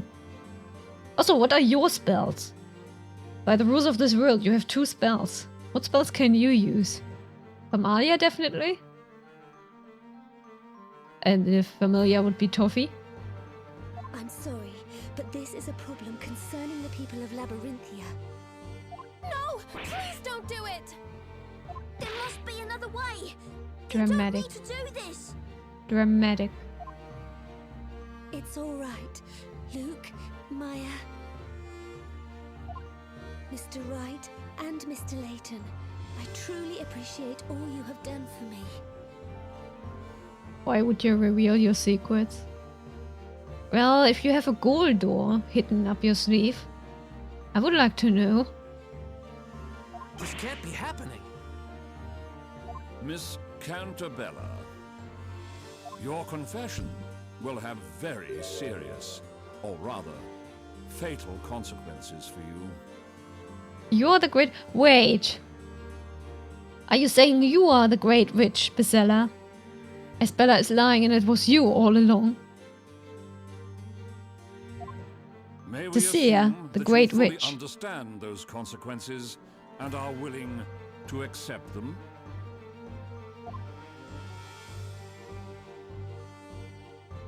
No, you didn't say anything? You're innocent? I am Espella Cantabella, the storyteller's daughter. But I also have another name. I am the Great Witch Bazella. You're not a witch, Toffee's not your familiar. Are we sure?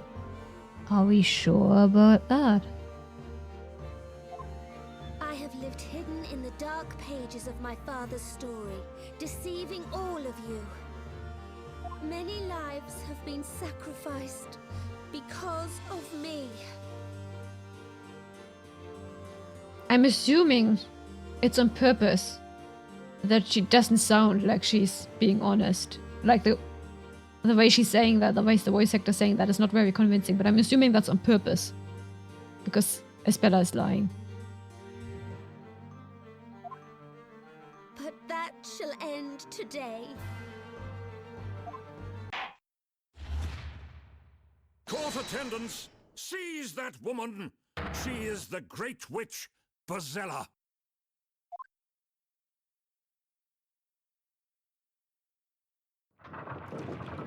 Ooh, cutscene.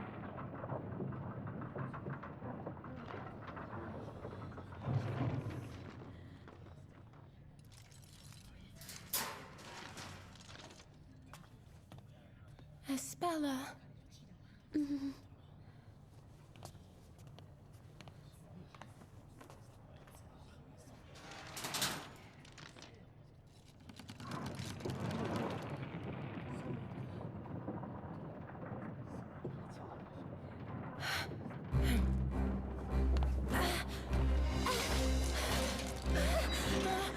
Maya! Espella, this just isn't right. Let's go! Nick, give me a hand!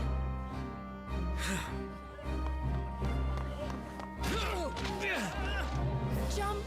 Jump over there! But... Hurry! Maya suicidal. Just a bit.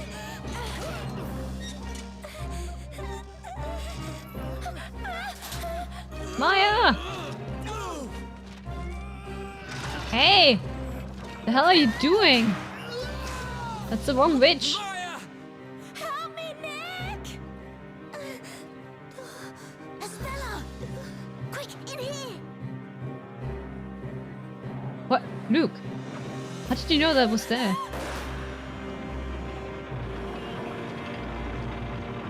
Stop! You've got to stop!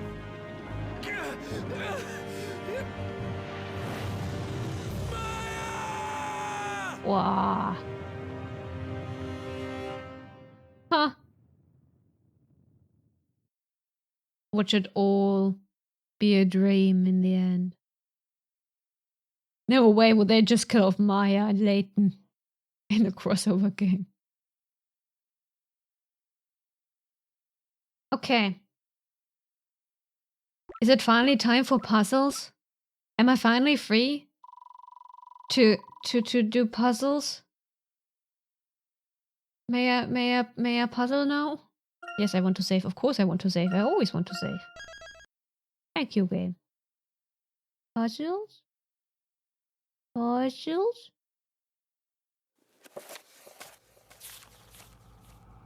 Puzzles, pretty please? A taste of despair. Okay.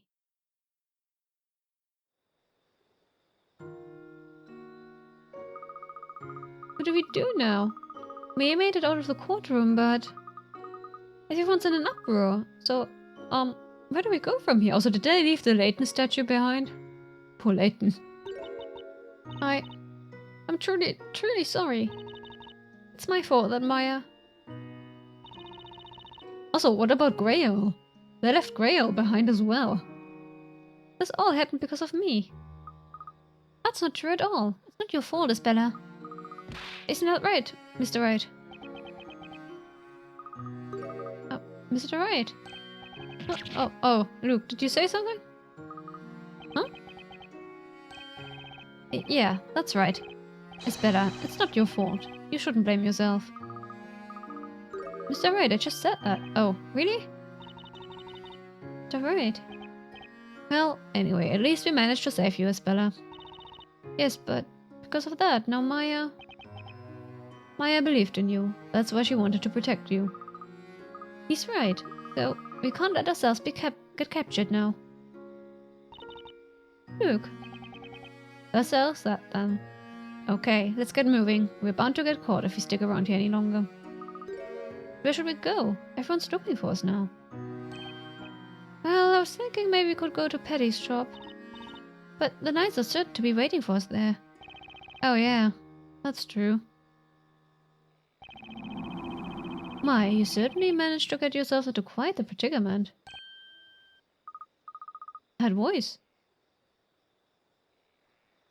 Barnham. Hello, Barnham.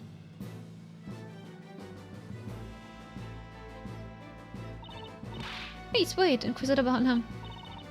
Arrest me, lock me up, I don't care. But these two have nothing to do with this. Take me, I'm the one you want. No way, Isabella. None of us are at fault here. We're not the ones who did anything wrong. Luke. You are accomplices to the Great Witch Bezella and have assisted her in her escape. In a manner of speaking, you have been branded an enemy to all of Labyrinthia. There's nowhere you can hide. But why? Isabella isn't the Great Witch. Why can't you understand that? Then I must ask you, why do you continue to deny the clear allegation that this girl is Bezella? That's easy, because we believe in her. I know back in the courtroom I said I didn't believe in Maya, but deep down I believed in her. We all did, and we all still do. Luke, that's why I'm going to stand strong. I'm going to stick by Isabella's side no matter what. Is that so? By the way, the Blue Knight.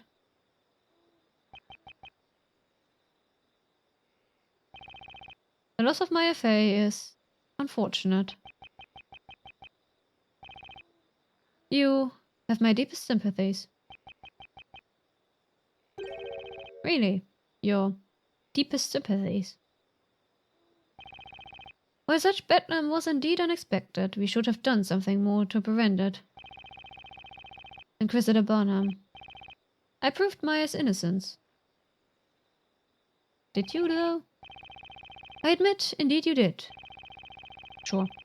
And yet, last I saw, she was being dropped into a pit of fire. Tell me, Inquisitor, does that seem like justice to you? All witches ought to be cast into the flames. That's the law of the land around here, right? But Maya wasn't a witch. How do you explain that, Inquisitor Barnum? It is truly regrettable. What occurs in the courtroom is my responsibility and mine alone. That doesn't sound right, but okay. Responsibility? Fine. Then take some responsibility right now. Magic exists here, right? Well then, use some magic and bring Maya back. Cast whatever spell you need to cast and bring her back. There exists no such magic. I cannot undo her death. I can! Give her to me. Give me her corpse. I can do some necromancy. Easy peasy.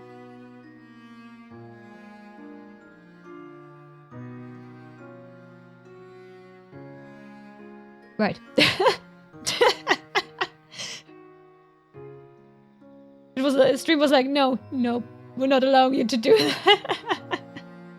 Okay. Guess not.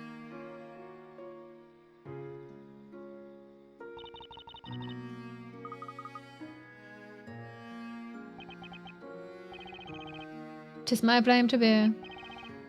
If it would bring you solace, then take the sword and strike me. Just stop it. You knights are always ready to get rid of those different from yourselves. Just get out of my sight. I said go. What was that? I think I heard something coming from the main gate. Gods, come and take a look at this. Mr. Wright, those voices are getting closer. At this rate, we are... Exit through the main gate and head east through the forest. You should be able to escape along the small path there. Aww, Bonham. Huh? On the outskirts of the city, you will find Rogue's Tavern. You should be safe there. Why are you helping? Go, now. You'll be caught if you stay here, and this will be all for naught. Luke, Mr. Wright, let's go. Yeah, right. Mr. Wright, you coming?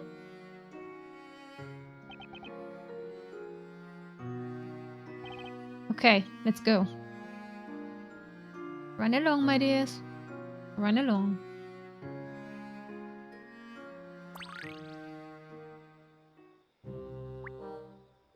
Can I talk puzzle?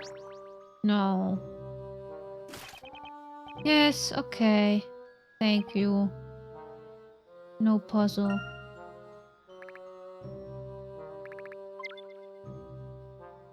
Okay, fine. New place. Hidden puzzle! And hidden coins. Nice. Nice. It looks like we made it through the forest. I can't see those knights anywhere. I think we'll be safe here for a little while. I'm sorry for all of this, Isabella. Huh? We just headed for safety right away. We wouldn't be in this situation. You're right. I need to apologize to you too, Luke. What? You've been trying your best in this whole time. You've been trying your best this whole time, just to get Isabella out here safely. It's my fault those knights are on our tail, and are probably going to find us. But I wouldn't say all's lost just yet. I mean, there's gotta be a way to bring Maya back. I'm sure we can find a way. Come on, Phoenix, you have to keep it together here. These two need you more than ever. Well then, how about we make our way to the tavern Inquisitor Barnham mentioned? Yes, that will be Rogue's Tavern. I can show you the way. Hey, Isabella, you know that place? Oh yes, it looks a bit scary. I've never been inside before, though. But I come from this side of town often to... I come to this side of town often to do my shopping, so I've passed it a few times. I think Miss Mary's goat farm is around here as well. Is that right? Okay, it's just this way. Let's go. Right then, let's get going, Mr. Wright. Yeah. Hey, Luke? Yes? What is it? I just wanted to thank you for earlier. You really helped me out. What do you mean? I find it sad that it's Layton and Maya gone. And now Luke and Phoenix are left. I would have preferred it the other way. But alas, we can't have everything we wish for. See, I get it now. I'm not the only one who's just lost someone important to them. I believe in the professor. He would never be beaten by something like magic. That witch just cast a spell on him, that's all. So, all we have to do is find a way to undo that spell, right? I see. You know, you're right, Luke. The professor will come back, I'm sure of it. That's why. All I can do for now is keep moving forward. It's what any true gentleman in training would do. Yeah, I get it. Okay then, let's go. Right. What's wrong, you two? It's over this way, hurry up. Oh, sorry about that. We're coming. But for now, money. Money. Puzzle! Puzzle! Puzzle, puzzle, puzzle, puzzle, puzzle, puzzle, puzzle, puzzle, puzzle. Puzzle. Puzzle. Puzzle. Give me puzzle. Finally a puzzle. Oh, it's one of those. It's one of those. Is it me or are the puzzles in this game all the same thing, somehow? The night guards are patrolling the area.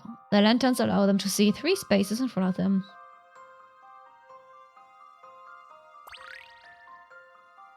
I can't see shit.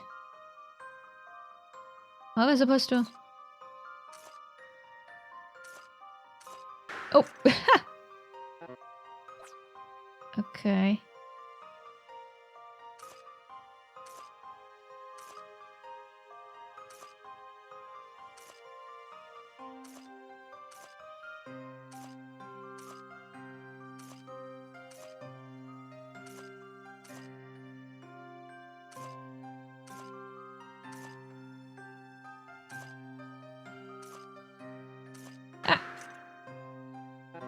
Right.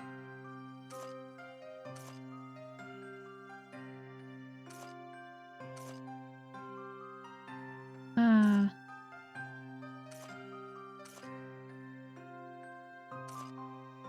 No, wait. Damn it.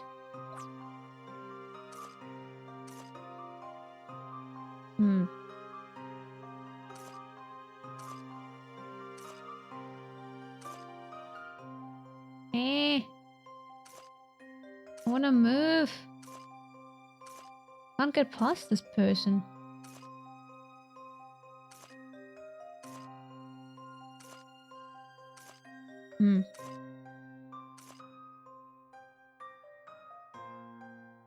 What am I missing here? Can't see shit. Oh, wait. Can I move this? Ah. Ah, I see.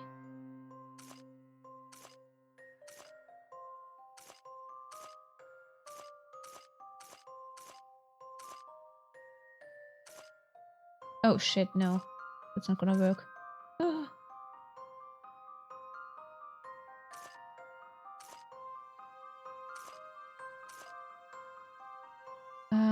Okay.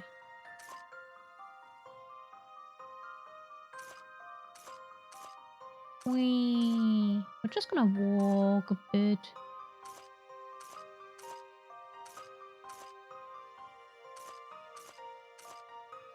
Yep. Now we're walking some more. Do do do do do do do. Nah! You turned back too early, buddy. Go back. Oh my gosh.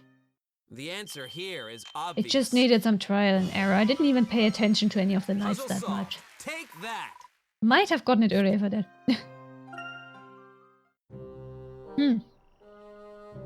Okay, more money. not satisfied yet. I need more puzzles. But also, money. Where is it? Money. Money.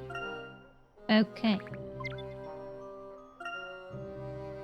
Hidden puzzle. Yes. And coins. Good.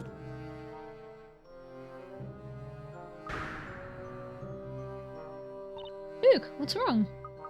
Sorry about that, Isabella. I just tripped a little. That's all. Is this a potato? Let's see if we can put this back into the basket. Wouldn't want anyone else to trip over it. Crikey, this place really looks like it's seen better days. Hey, hey, hey! What's with all this racket?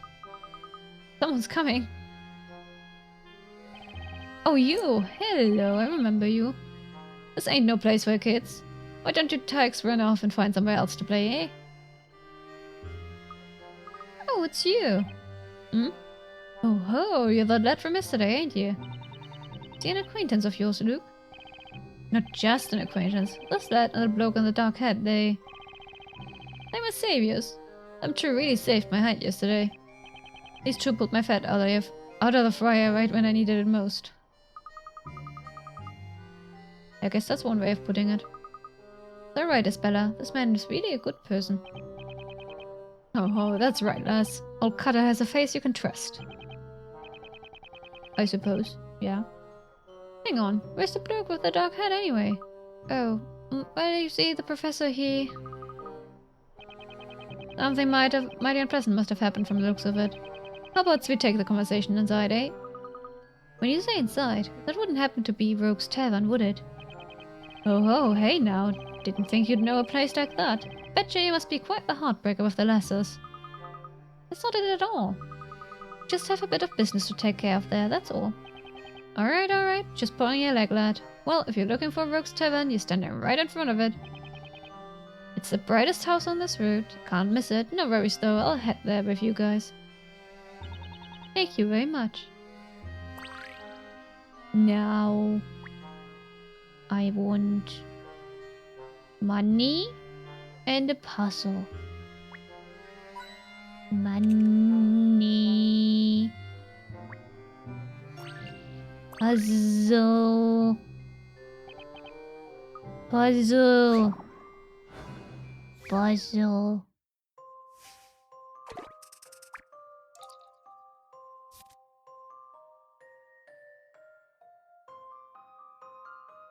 For a second I was surely those aren't Hogwarts house colors.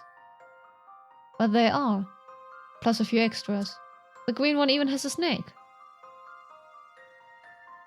Huh. You found a secret alley hidden in the town. The road here is paved with tiles etched with various symbols.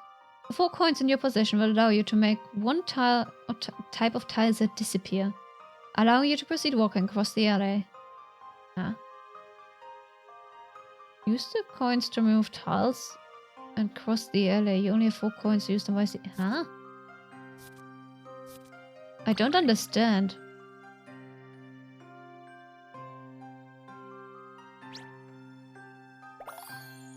Oh. Okay. I see.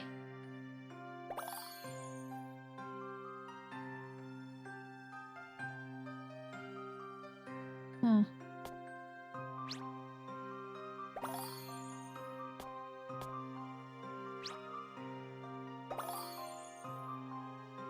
What happens if I click... Oh, I cannot step on that. Okay, I see. I guess. I see. Ah.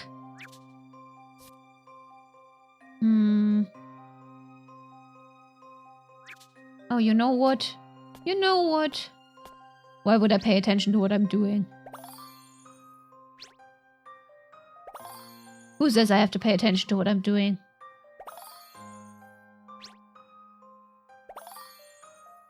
No, okay. I cannot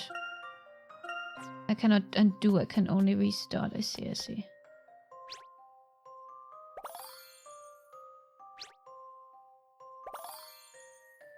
Beep.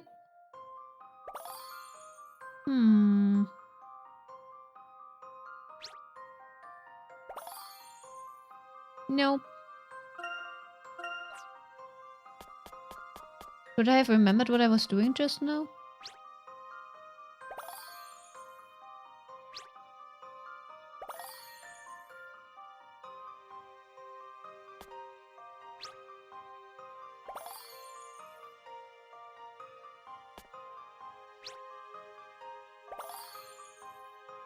No.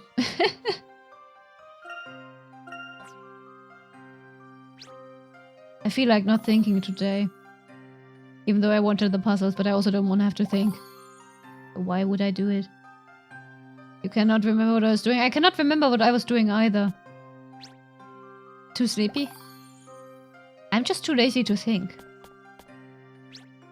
Nope, that's not going to work. Wait, okay, that was not... Oh, whatever. I wanted the money.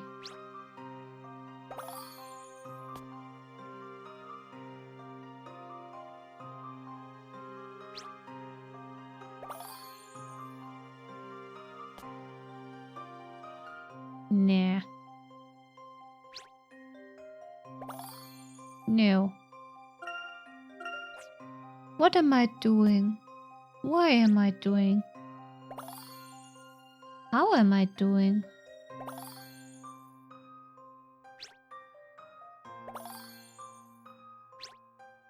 Bye bye magic coins. You've served me not well so far. Pretty colors.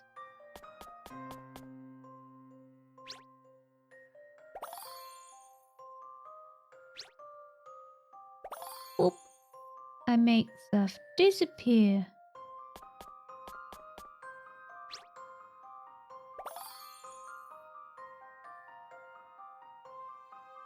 Good. Ah, but we can't.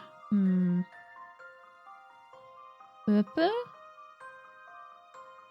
Purple. How do you do? How do you do?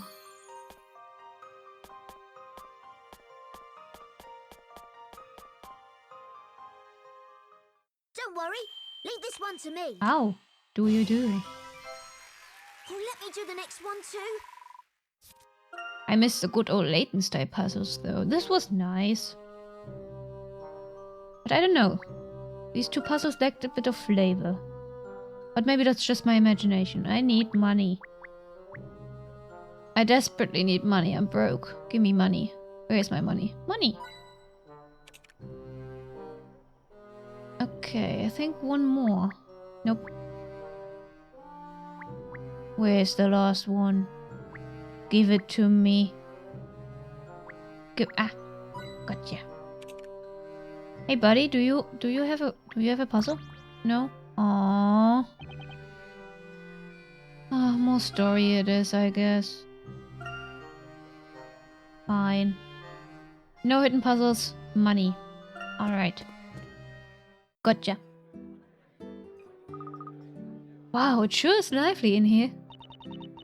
It certainly is, even more so than I thought. It's so cheerful and everyone seems to be having a good time. It ain't just the shadiest of the shady that hang out here. Well, you do get the occasional rebel-rouser every now and then, but for the most part, everyone here is a good people.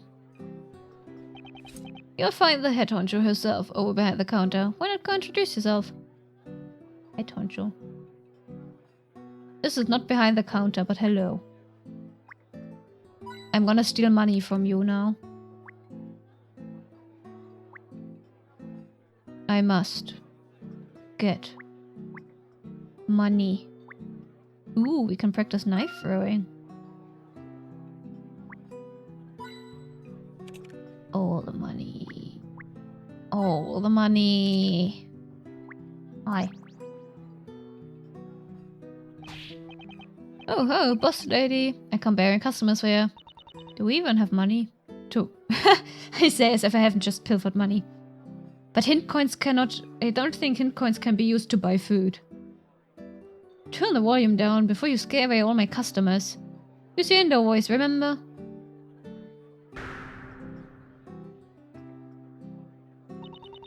Customers, you say? Now, I sort of sprung this on you, and I know they're just a bunch of kids, but that ladder is my savior. Hand hard. Do me a favor and get the letter juice. It's on me. Just put it on my tab. I don't care about that. Did you take a look at that girl? What the heck were you thinking? Eh?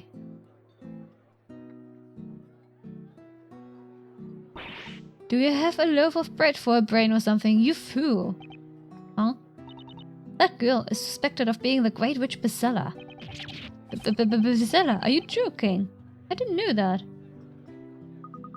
Now, see here, Isabella is not Bezella, despite what the name might imply. We were the ones that proved her innocence and cleared her of the charges. You see, boss lady? The lad agrees that she's not Bezella. Besides, I knew the girl was innocent from the moment I laid eyes on her. Cutter, your judgment is about as reliable as paper shoes in the rain. What I'd like to know is who told you three to come here in the first place? Barnham, who by the way has the same hair color as you, lady. It was Inquisitor Barnham. Really now? So it was him, was it? You guys, listen, don't say a word of this to anyone else, you hear me? It could make life very difficult for the Inquisitor. Ah, right, got it. I don't know what he expects me to do with you guys, but fine, I'll lend you a hand. You can stay here for the night. There's an empty room you can use upstairs. We don't exactly get the cleanest type staying here, so forgive the mess. Should be good enough to sleep in, though. Thank you very much. We really appreciate it. Thank you so much. Don't get the wrong idea, kiddos. This plant ain't a charity. I expect you to return the favor someday. Phew, I'm sure glad Rogue turned out to be such a nice person. Yes, Mr. Cutter and Miss Rogue are both very kind. It looks like we can rest easy for now. Right, Mr. Wright? Yep. And I guess we can take this time to do a little sleuthing too, if we want to. But we should probably rest where we can. Tomorrow is going to be a pretty hectic day. Full of puzzles? Is it full of puzzles? Now that's an idea I can get behind.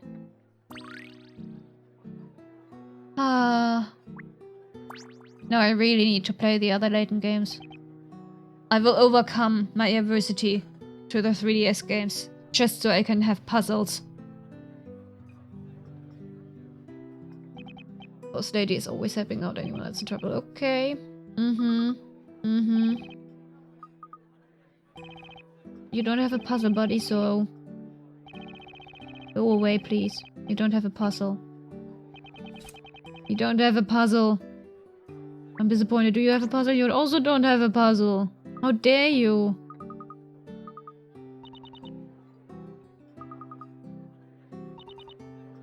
Zack is...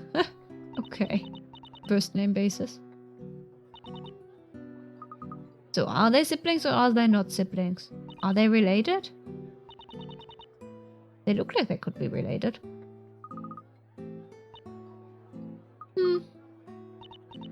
Still not a puzzle though.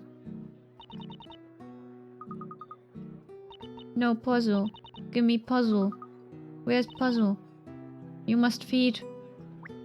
You must feed the puzzle addiction. It is starving. Hidden puzzle. Hint coins. Nice. Let's go.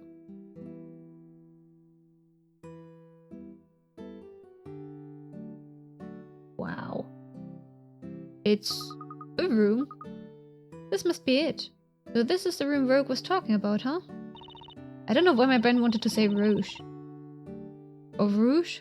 But it's Rogue. Oh my, it is quite unique, isn't it? That a statue in the corner. How very, avant-garde. That statue really looks a lot like Mr. Cutter, doesn't it? Hey, I wonder if he made this himself. Not only is Mr. Cutter very nice, it seems he's quite artistic as well. I don't know if I'd call this art per se. Anyway, it's just nice to have a safe place to rest for a while. Uh-huh. We did so much running about today. I'm totally exhausted. I think we can plan out our next step in the morning. Let's try and get some rest. Right. Okay, can I collect my money? Please? Maya. Only I'd been able to save you. Never would have come through this. Just wait. I should be ready to pass out right now, but I just can't fall asleep. I'm a little thirsty. Maybe I should go grab some water. Water sounds like a great idea, actually, yes. Everyone drink, hydrate, water. Water.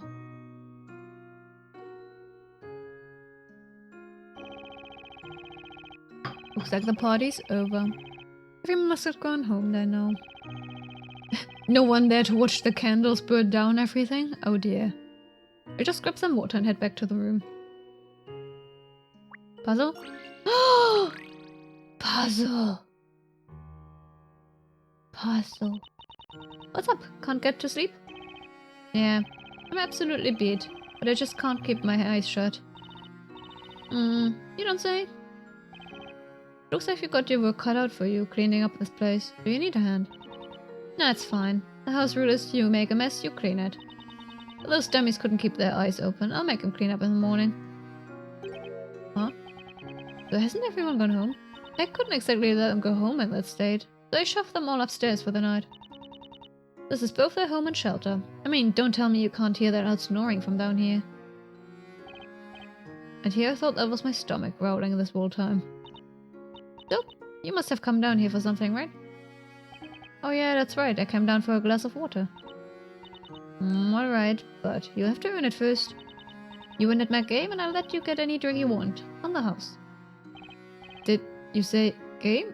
What kind of a game? Silence! Oh, now what? No, that was totally unexpected. I'm really sorry if I said something wrong.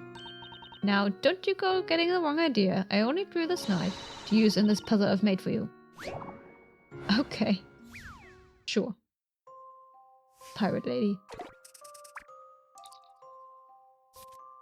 Aww.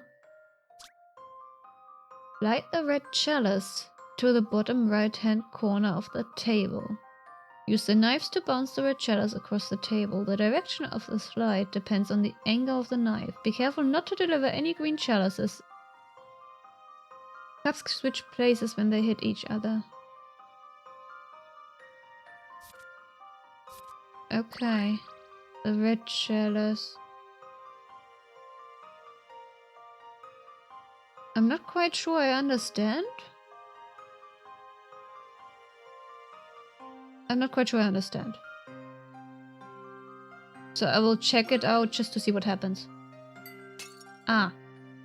Okay.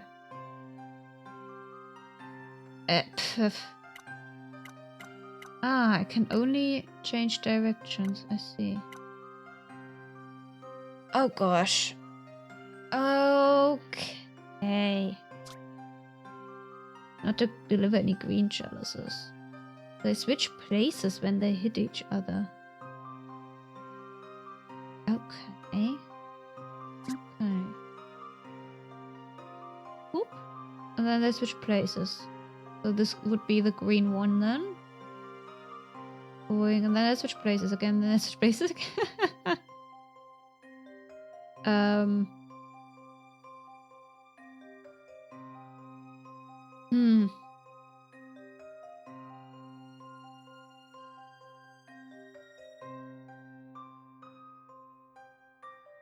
Memo.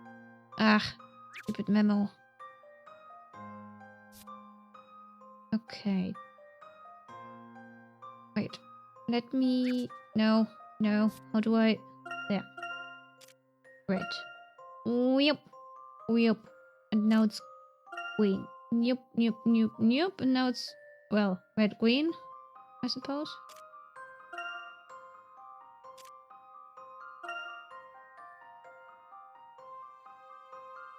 That makes no sense now.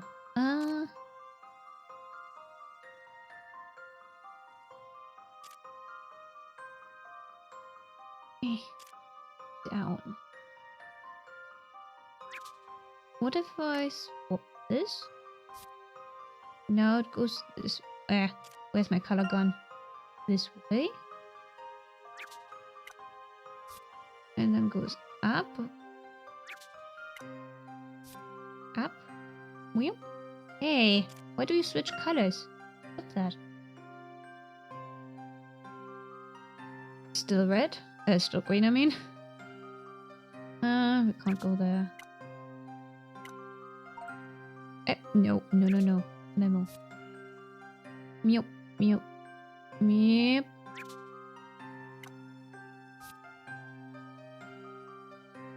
Green. We're still green.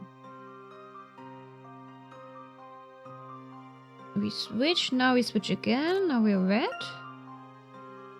And then... there we go.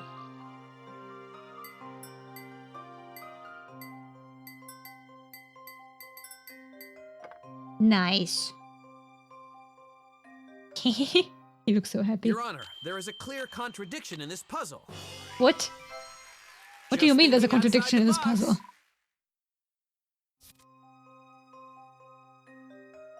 If you're looking for a tougher challenge, try talking to Wright. He's bound to have a harder puzzle sitting around somewhere. Okay. Hey, not too shabby, Tiger. Oh my. Well, a promise is a promise. You can have any drink you want. No charge. Refills included. Just say the word. Thank you. I'll take you up on that offer. You earned it, you know? Never saw anyone around these parts take down a puzzle like that so fast.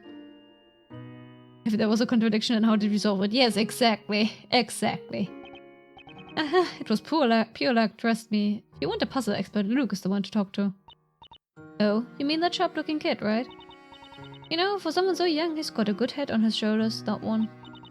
Looks like he's been through a lot. Yeah, he sure has. He seems to be in good spirits, but...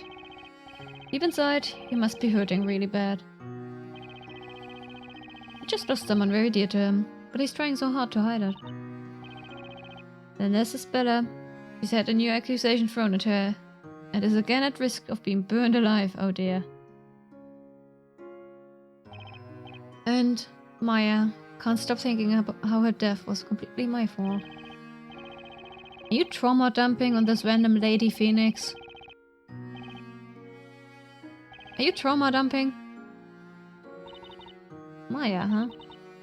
I can't wonder of what happened today in court. She seemed very important to you. Alright, I'm just not sure how I can protect those two. More than that, I just don't want them to think I might fail them.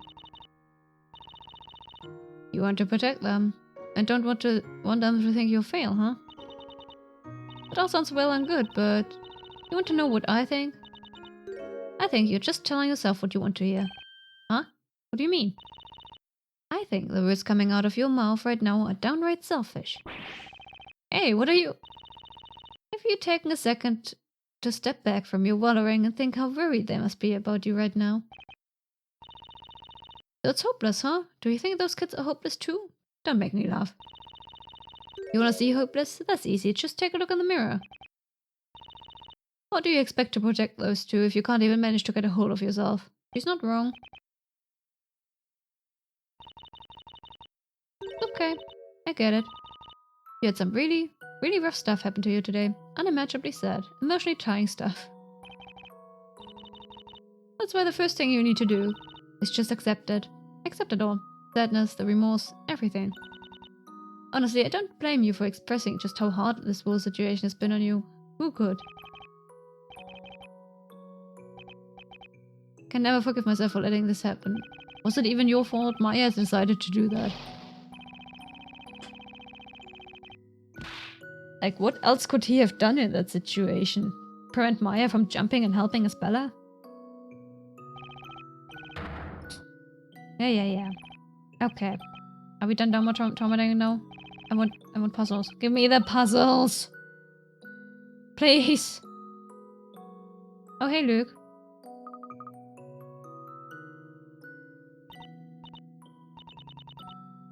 Oh, Luke, what are you doing here? Ah, Isabella, what are you doing up at this time? Couldn't sleep. I thought I'd just get a glass of water. 3 people, 1 shared brain cell. Hey, we should head back to bed, Isabella. We have an early start tomorrow after all. You're right.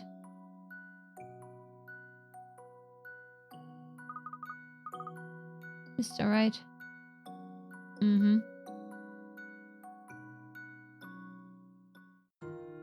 Do we have another puzzle? No? Oh, no more puzzle. Give me more puzzles. Okay, fine. Can I now get the money in this room? And the hidden puzzle?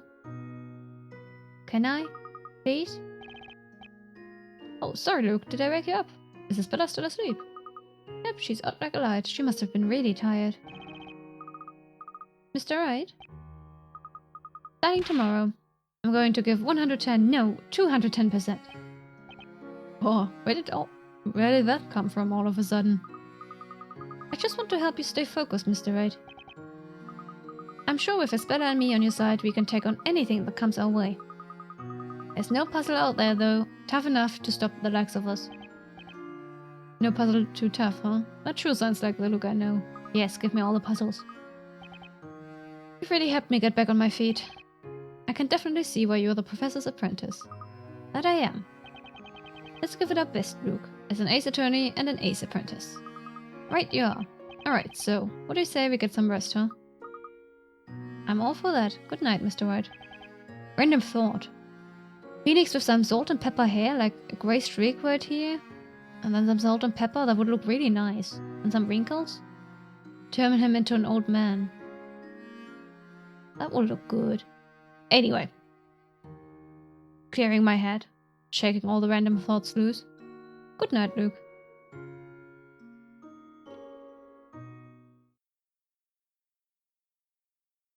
Oh, Cecilia agrees. Nice.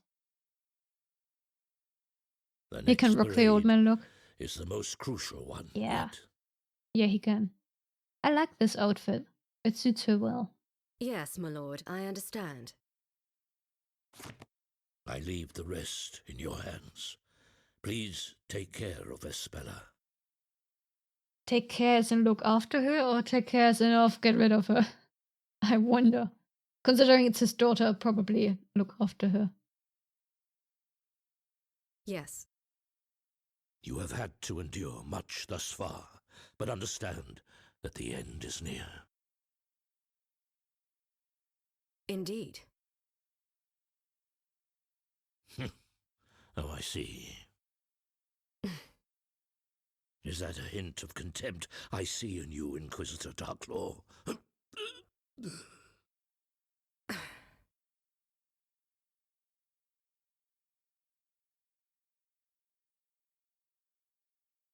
I must rest.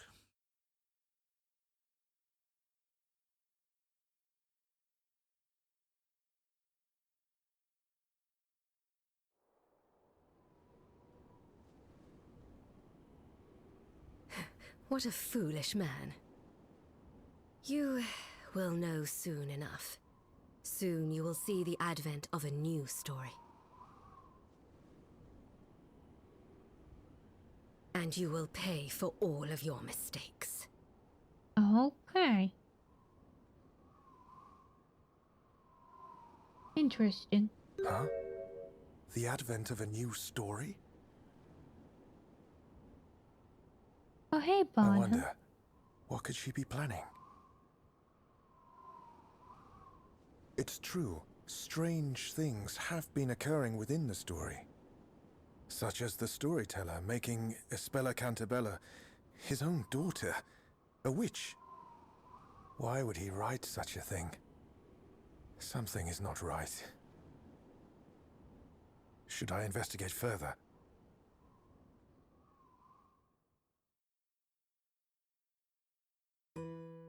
Wouldn't it be cool if we could possess Barnham? But alas. Good morning, Luke, Isabella. You guys sleep alright? Yes, thank you. I slept very well. Me too. I'm recharged and ready to get started, Mr. Wright. Looks like someone got plenty of rest last night. That's right, a lack of sleep leads to a weary mind after all. Weary? Weary? I keep forgetting. English. Okay, guys, let's decide on where we should investigate first. Well, it would probably be safer if we avoid going into the town center for now, but my puzzles... Okay, fine. That's right, Inquisitor Barnum did say there was nowhere we could hide. Alright then, let's just stick to this area and see what information we can find. That Great Witch Priscilla has to be a pretty important part of Labyrinthia's history. We missed so many puzzles that we still need to get. We need to go to the library. Important. Right you are. I mean, she is called a legendary Great Witch. I'm confident someone can tell us something. Yeah, there's bound to be a clue out there somewhere that can shed some light on this thing. I think you're right. Detective Accidenti mentioned some things about Labyrinthia in his letter to the professor too. He wrote that this town is shrouded in secrecy, and where there are secrets, you can bet there are clues. Should investigate this area first. There are no knights patrolling around here. I guess they really do avoid this part of town, huh? I'm sure we can get a lot of information from the townsfolk. Now that you mention it, isn't this near where Bella had that run-in with those two guys? Yes, it is. About halfway from the marketplace. In that case, I think there's a possibility we'll find something with a connection to what's happened. And that means more information on the witches for us. You got it, Luke. We've got 2 weeks to gather as much information as possible. Oh no, that's right. Wrong, Luke. I didn't mean to startle anyone, I just forgot to mention. The next parade isn't actually in 2 weeks. Huh? It's not? Did no good storyteller change the date of the parade by writing in his book? He just changed it right here in front of us. He rewrote the story? Then, when exactly is the next parade? Well, it's sort of actually today, Mr. Wright. What? What? Just say today? No way. Then talk about time slipping away.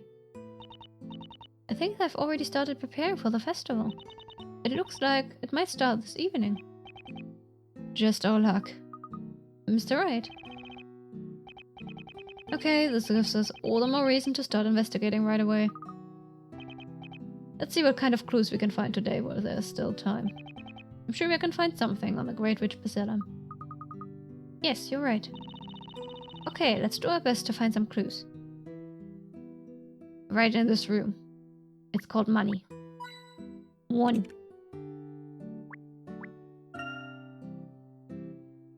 Okay, need more money. Where's the rest of my money? Puzzle! Puzzle!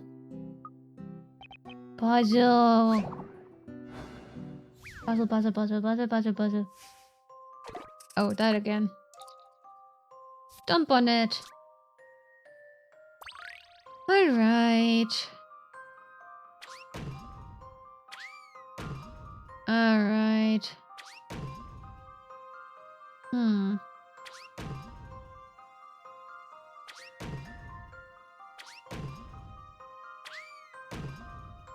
Delicious looking house? Quite. Yes.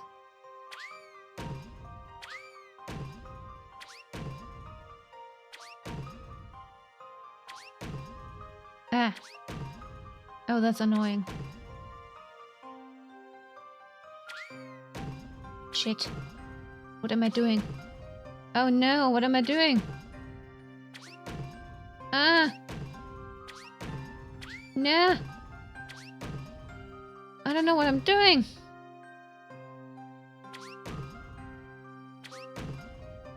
Oh dear.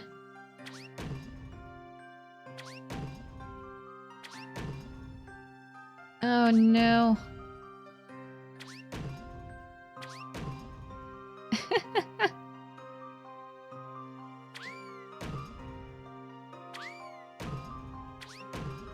Shit.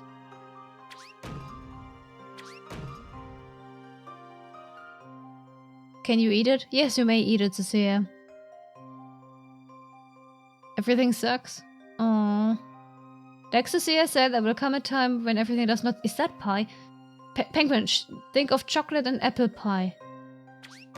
And, think of your fiancé.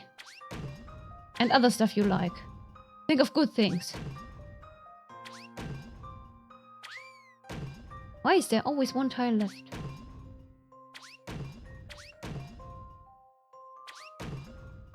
Stupid tire.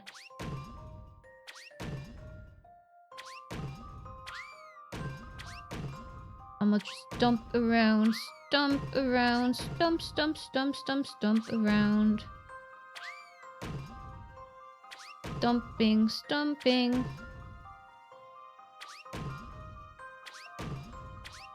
One day I'll figure it out. Maybe not today.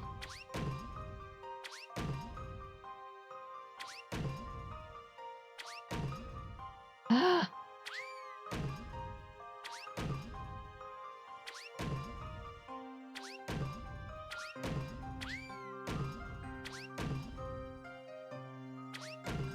Shit. Damn it.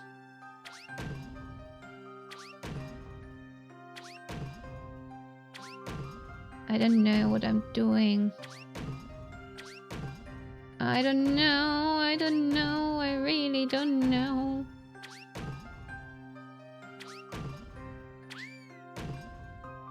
Why do I always end up with one?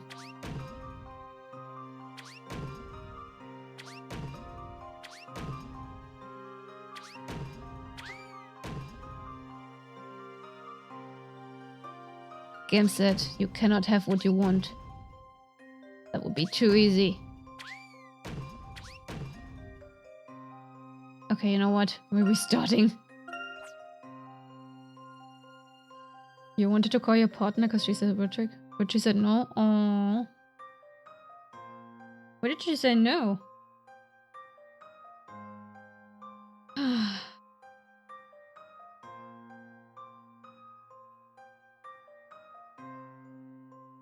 Hi, Shrimp. You completely missed the notification and the announcement. You were yapping. I mean, that's a valid excuse. Has the chapter come out yet, Shrimp? Has the chapter come out yet? No. Oh, poor Shrimp. You could have just watched me suffer for 2.5 hours while waiting for the chapter come out, but alas, too late now. His voice chatting with another person. Oh, poor penguin. Someone jealous. It won't come out till Friday? I see. We didn't pay attention. We didn't pay attention. Hmm.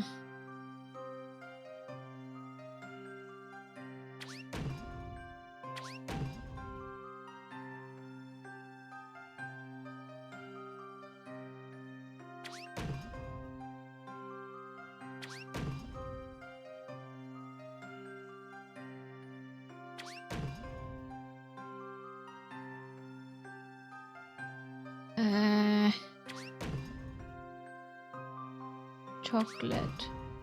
Chocolate. You were... Wow, penguin, wow.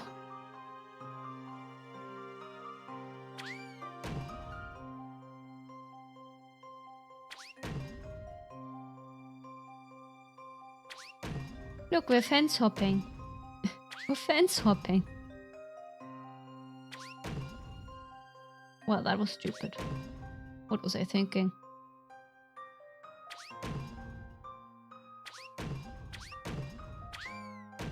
Oh no. What am I doing?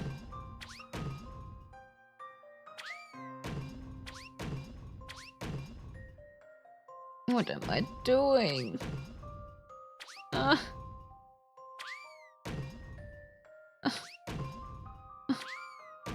I suffer. Shit. Damn it. Oh. See, I just need to complain. This is my answer. Professor, I did it! Fear makes everything emotional. Aren't people usually mostly emotional the week before? Oh no. It's motivationless. Depression week before. And then hormones going haywire. Door made of chocolate. Depicting an apple pie. Oh my gosh, look at this delicious thing. Look at this delicious thing. Everyone ignore the pain and period and cramps and whatnot. Look at this delicious thing. It's an apple pie made of chocolate.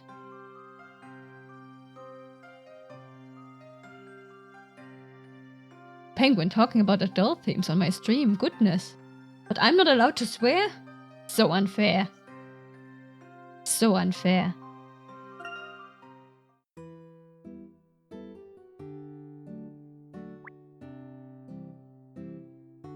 Did I get all my money? You don't like... What? You don't like apple pie? That's unacceptable. That's unacceptable. Just imagine, Penguin. Just imagine. Crispy, flaky outside. A nice juicy inside sprinkled with cinnamon. It's taught in middle school? Do humans do that? You don't like pie in general? Do you like cake? Do you like apple cake?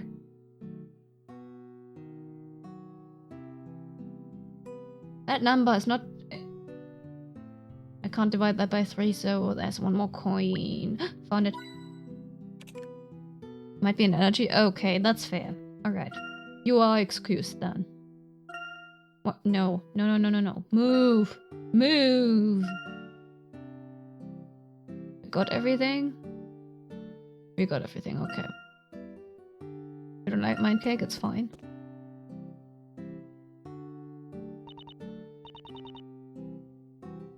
That's better. Hold on a second. Huh? Me? Now I want apple pie. But we don't have any apples. We should have bought apples, Cecilia. Damn it. Think you could give me a hand around the place? The convention will prevail. Yes, it will. Also, shrimp, what do you mean you missed a notification? We specifically have a ping for that. Did you just ignore all pings? Is that what happened? Think you could give me a hand around the place? Things have gotten a bit busy around here and I'm a bit short-staffed at the moment. Oh, so we're getting rid of Isabella now. Bye, Isabella. We don't need you for investigation. Actually, that might be a good idea. What do you think, Isabella? Well... We'd definitely be a lot safer here. Just leave the investigation to us. You were yapping about fever and Mash's server? And you completely zeroed in on that? Oh gosh. The rest of the world was gone? Yeah, I can see that happening. It's playing out right in front of my eyes. I don't even need to look at it. I know exactly how it went down. Oh my. Oh my. Your obsession with that fanfic is immense. It's insane. Goodness gracious.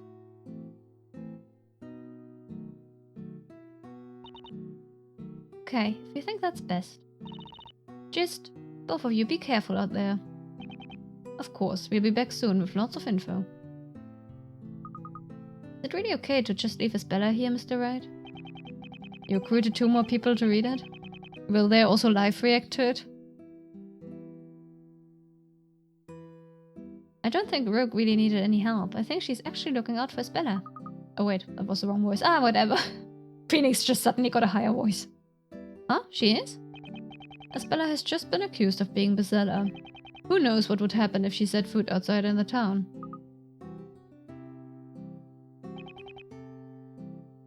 Penguin, are you trying to recruit shrimp now?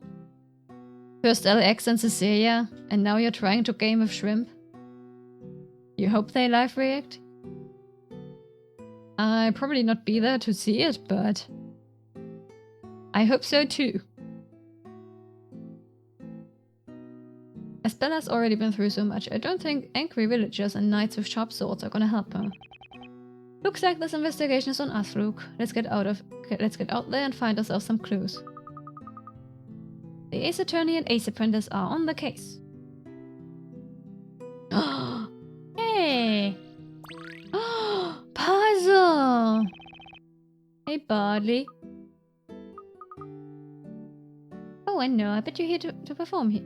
I bet you perform here, don't you? Yes, indeed. My tantalizingly tasteful tunes reach even the most dubious parts of Labyrinthia.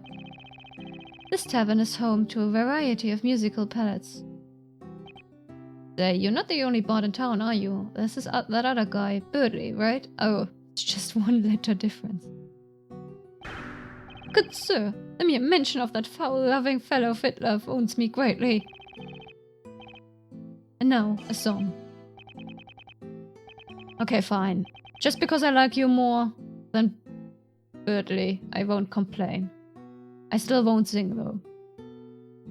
A rival of mine that is town doth play, his outfit absurd, his rhymes most cliché.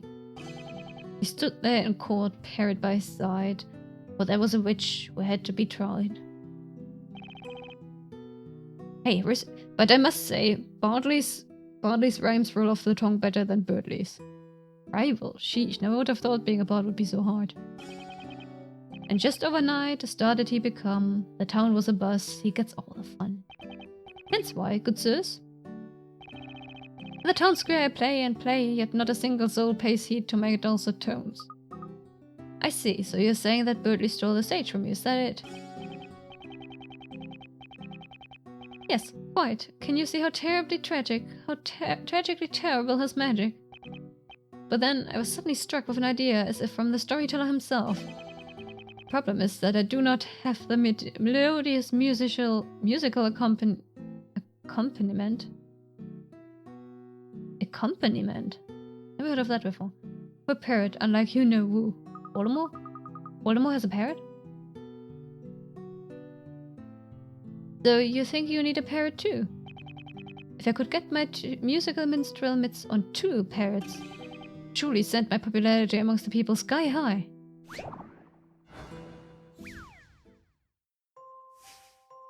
Oh. Parrots. Parrots. Here's a room full of parrots, each of which is wearing a hat. Each parrot needs a partner wearing the same style of hat. Draw a line with the stylus to match each parrot of husband and partner. Note that the lines drawn cannot intersect.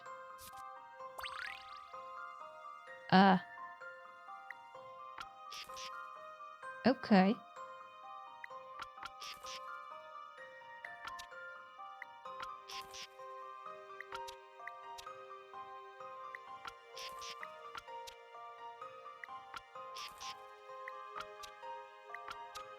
What?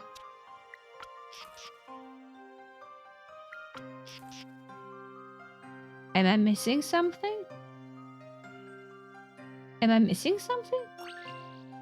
That was way too easy, what the hell? This is my answer.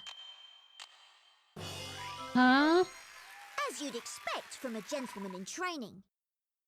You have League of Legends. I'm judging you for that, Shrimp. I'm judging you for that. Although I already knew that. There we are, Bartley. You've got lots of parrots to choose from. No, you won't have to perform by yourself anymore. 2? Too many parrots! What? There are simply too many adorable parrots to choose from. I cannot decide which I want. I want them all to sing with me. Okay. I am looking at you, Shrimp. I am looking right at you. I can see right through you. And I see League of Legends. And I see Pibor. Or however you want to pronounce that. I see it all. Oh, that is something I would pay to see. Puzzle? No? Okay, Spella. Yeah. Whatever you're saying, I don't care. Give me puzzle. You. Puzzle? Ah. Arcane is good. I never touched it. But I've heard the community around it is quite toxic. What I know about this is that capitalism is strong with that game. Ridiculously strong. All they want is your money. They want your money. I'm hungry. But I don't have any dinner left. Arcane's Peak Show? I have watched it. I made an entire episode about it with Cecilia. We are maybe doing Season 2 for a podcast episode.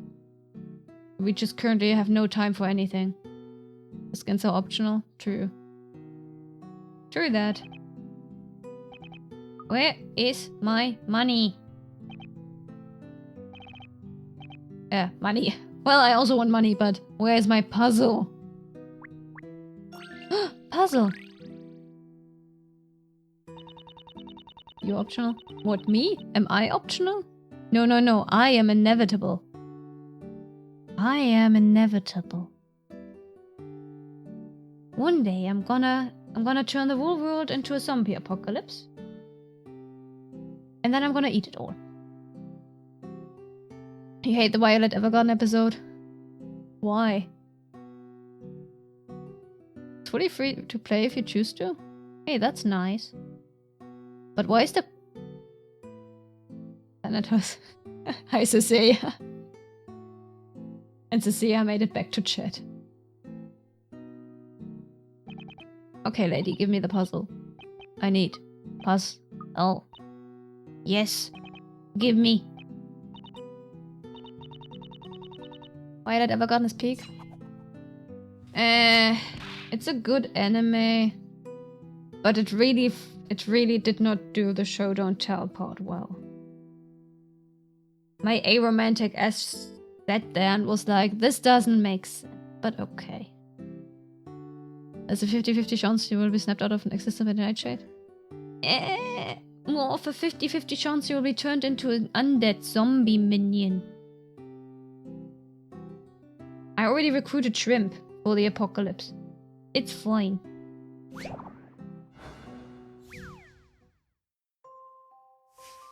Oh gosh. This again.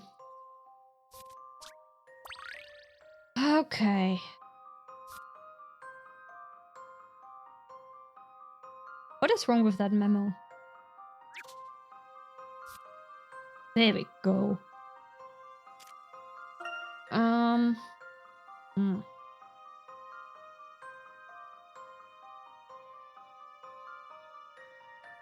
Yes, shrimp is one of my generals. Very important.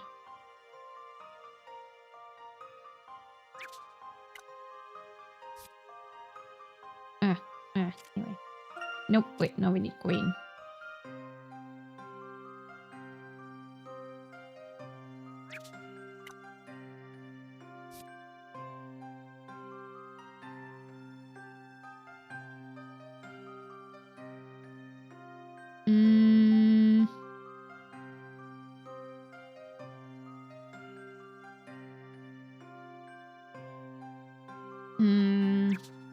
Try that.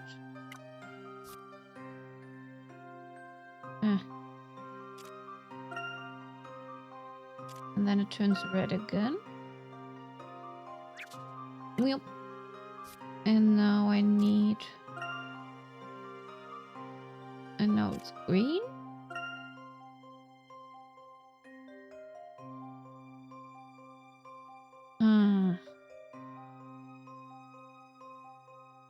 This is too much. So much going on.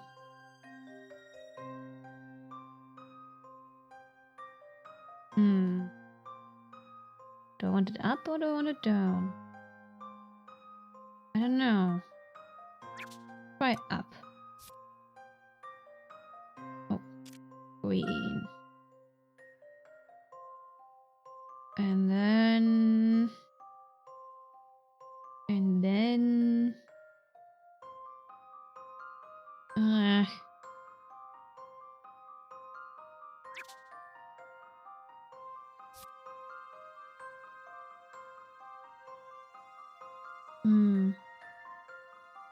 I need to go back to this one to get the red one again.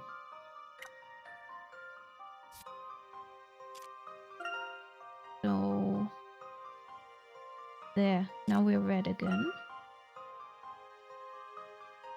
Okay.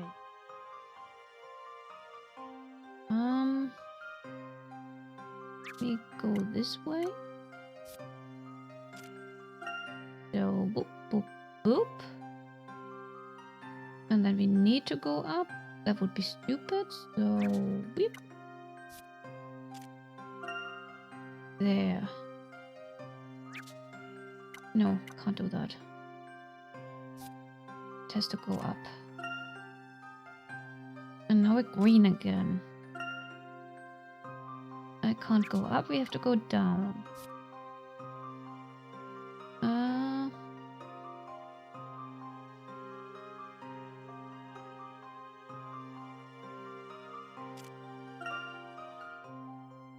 Shrimp will not be surviving tonight. Who says they were alive in the first place?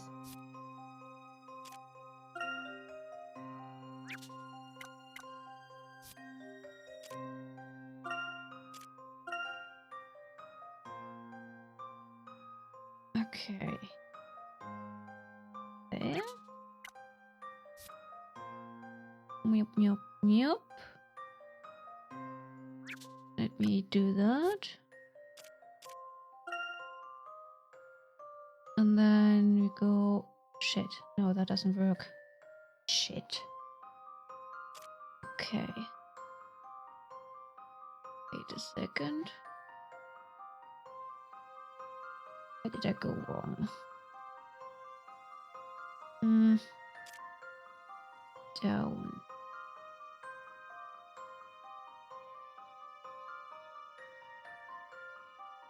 Up. There. Oh wait, what if we do that? No wait, now it's green. Shit. Ah. Where did I leave my red? No wait, no. Wait, no. We did cross the red one. I forgot to change colors. We went green and now we changed red again. Yes. Ah fuck, but now we're green again. Ah. That's not good. Where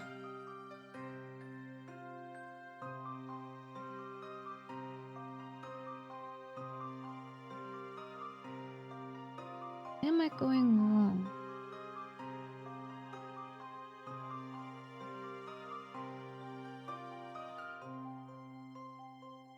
Where am I going wrong?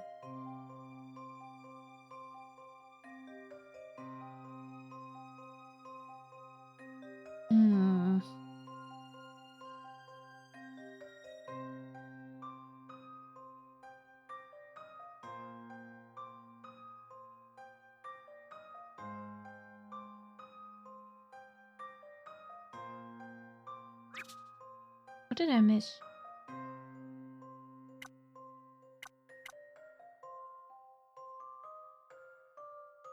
And let me clear that. Let's see again. We've got the red one. Now it's green. Meow. Now it's red again. Now it's green again. Still green. Now we're going red again. Meow. Now we're green again. Now we're red again. Now we're green again. Oh, right there. Now it's red. Okay, good work. My undead witch general. Surround us with magic barriers. Burn down stuff, use lightning. Making a good argument there, Cecilia. I await your verdict. Just thinking outside the box. I got it. That's freshly squeezed tomato juice in that chalice. What is in the green one? Poison? Thanks for the offer, but more of a grape juice guy myself. Grape juice or wine? Wait, if that's tomato juice, why can only grown-ups try solving this puzzle? Them's the rules. There's a tale that says that one can successfully slide the red glass and solve the puzzle. And fall in love with their soulmate. What? Okay.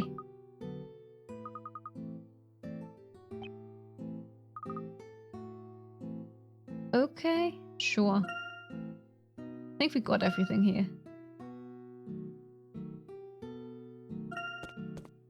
More puzzles out here? Do you guys have puzzles? No. What is this? What the? Check out that barrel. It looks like something's moving inside.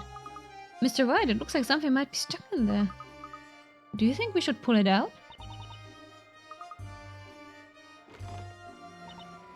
What the? What is... Oh, it was a person. Tell me a kid didn't just pop out of that barrel. You, why touch home? Oh, wait a second, we didn't touch your barrel, we only spoke about touching it. You touch, I saw, no touchy touch. You throw rubbish. We did not. People walk, think barrel for rubbish. Okay. Well, it is a barrel, kid. Did you ever stop and think that maybe, just maybe, you should get out of that barrel once in a while? Barrel home, Cooper and barrel same, okay. What? Penguin, what did you do? Oh my gosh, what did you do? To poor shrimp!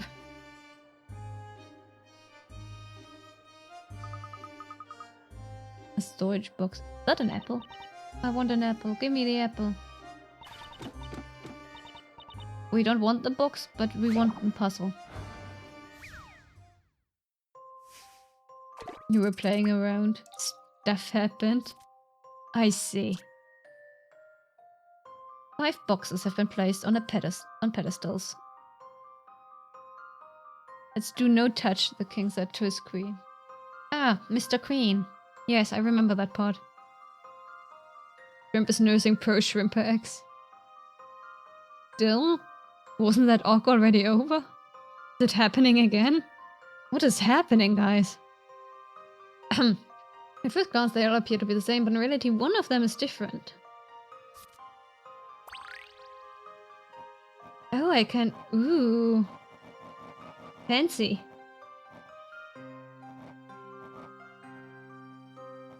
Fancy. Okay, I see. So this big thing is touching yellow and green.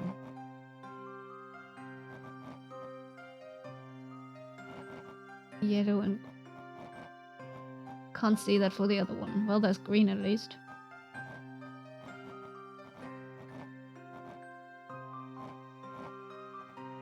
Uh-huh. You are incorrect.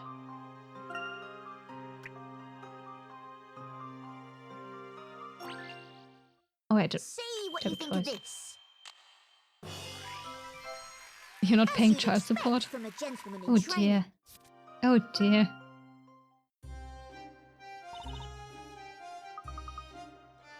Okay, solve the puzzle. What? Okay. Okay. Interesting kid. Can we go? Thanks for the puzzle. Much appreciated. We're just gonna quietly leave.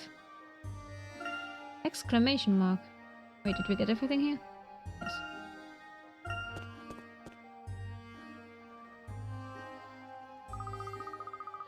This place is so different during the day. Oh, I forgot to read that. Click too fast. Vegetable vendors, tailors, shops, bazaars. There are lots of different shops all over the place. Looks like this must be the marketplace. Marketplace? That sounds like fun. How about we take a look around while we check for clues?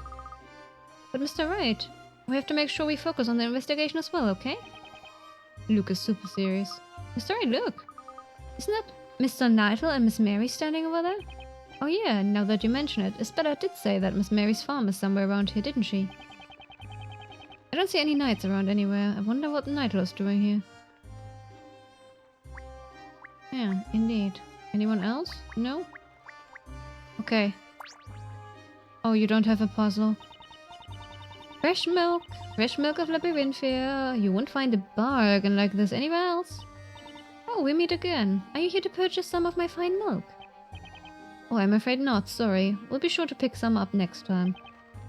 Anyway, you didn't happen to see any knights come by here, did you? Knights? No, not today. Speaking of which, I heard there was a big to-do over that witch trial last night. You wouldn't have something to do with that now, would you? No, we didn't do anything, did we, Luke? That's right, we didn't do anything, honest.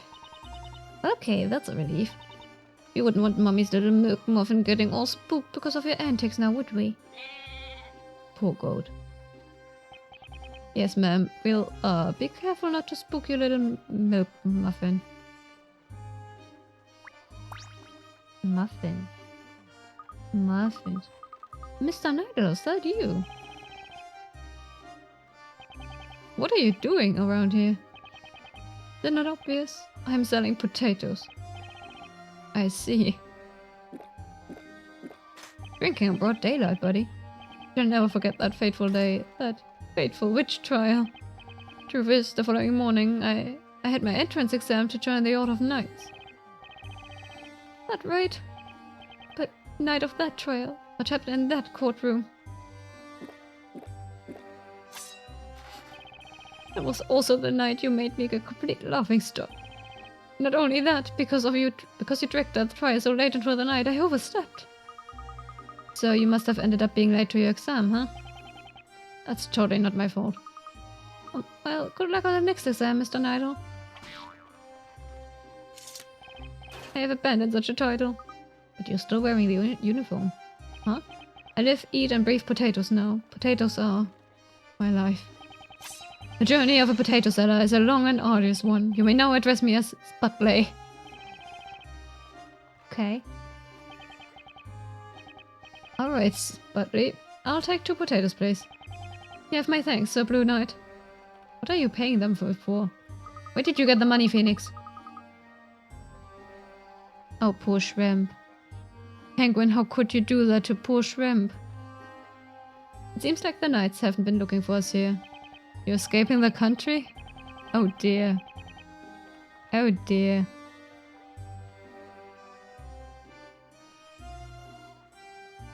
I guess not. I'd really like to stick around and see what other information we can find around here. You've been baby trapped twice? What did I miss? Who else baby trapped you?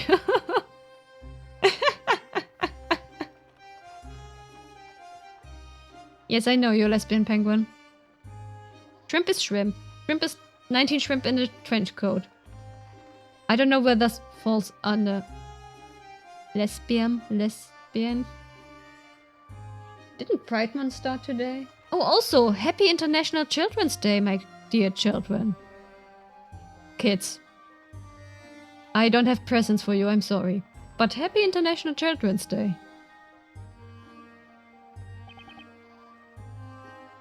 All the more reason we should ask. I'm sure they've heard all sorts of rumblings out here. I'm not getting context. Did you expect me to, Penguin? When do I ever get the context? When do I ever understand it?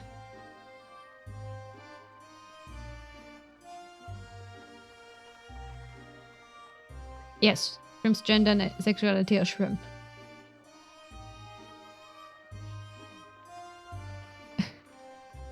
Your mum know you cooked. Good luck. Oh dear, poor shrimp. Poor shrimp.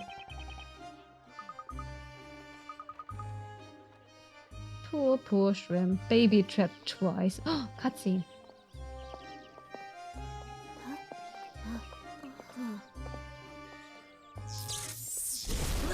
Oh dear. Pink explosion.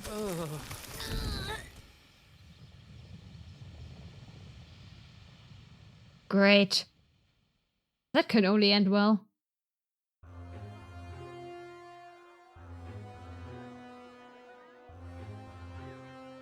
Was that an explosion? What do you think it was, Luke? What could have exploded like that? I don't think anyone is rich by 18. Unless their parents are rich, you know. Luke, are you alright? Yeah, I'm fine. Wouldn't How that be about you, fun? Mr. Wright? Having rich family. Oh dear. Just enough to like afford a nice house. And 10 cats. and a snake and all the cosplay we want. Or the fabrics for all the cosplay we want to make, rather. Yeah, I think I'm okay, considering. That's a relief.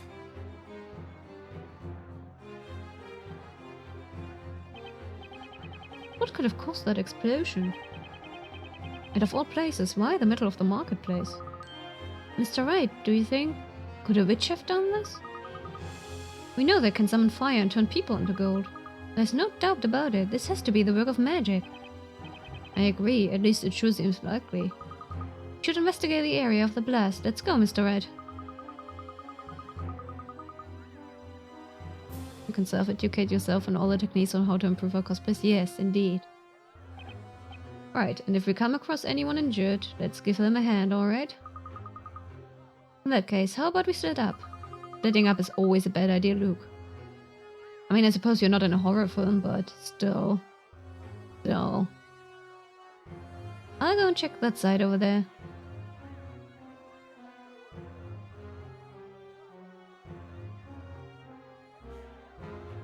It is 8 p.m.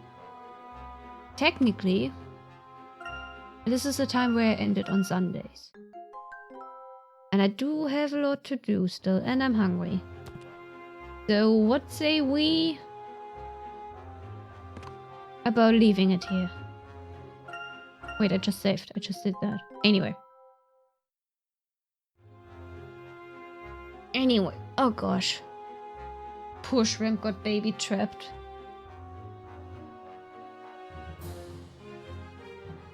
Oh, Gastaria has really turned into a game where you listen to the characters yapping. Isn't that just like Genshin then? Okay, anyway. Happy time zone, everyone. Thanks for chatting and watching and being here. Glad to see so many people today. You might cry now. Oh, Penguin, don't cry. Cramps are getting bad. Oh no. Get yourself a warm drink, warm water bottle, chocolate. Don't forget to take iron supplements, hydrate a lot, you know, all that stuff. Anyway, yes. Happy time zone. No churros, shrimp eggs. Happy time zone, everyone. See you in 2 weeks. I'm on a convention next week. See you in 2 weeks. Bye. Bye, bye, bye, bye, bye. Take care of yourself, everyone. Bye, bye, bye, bye, bye.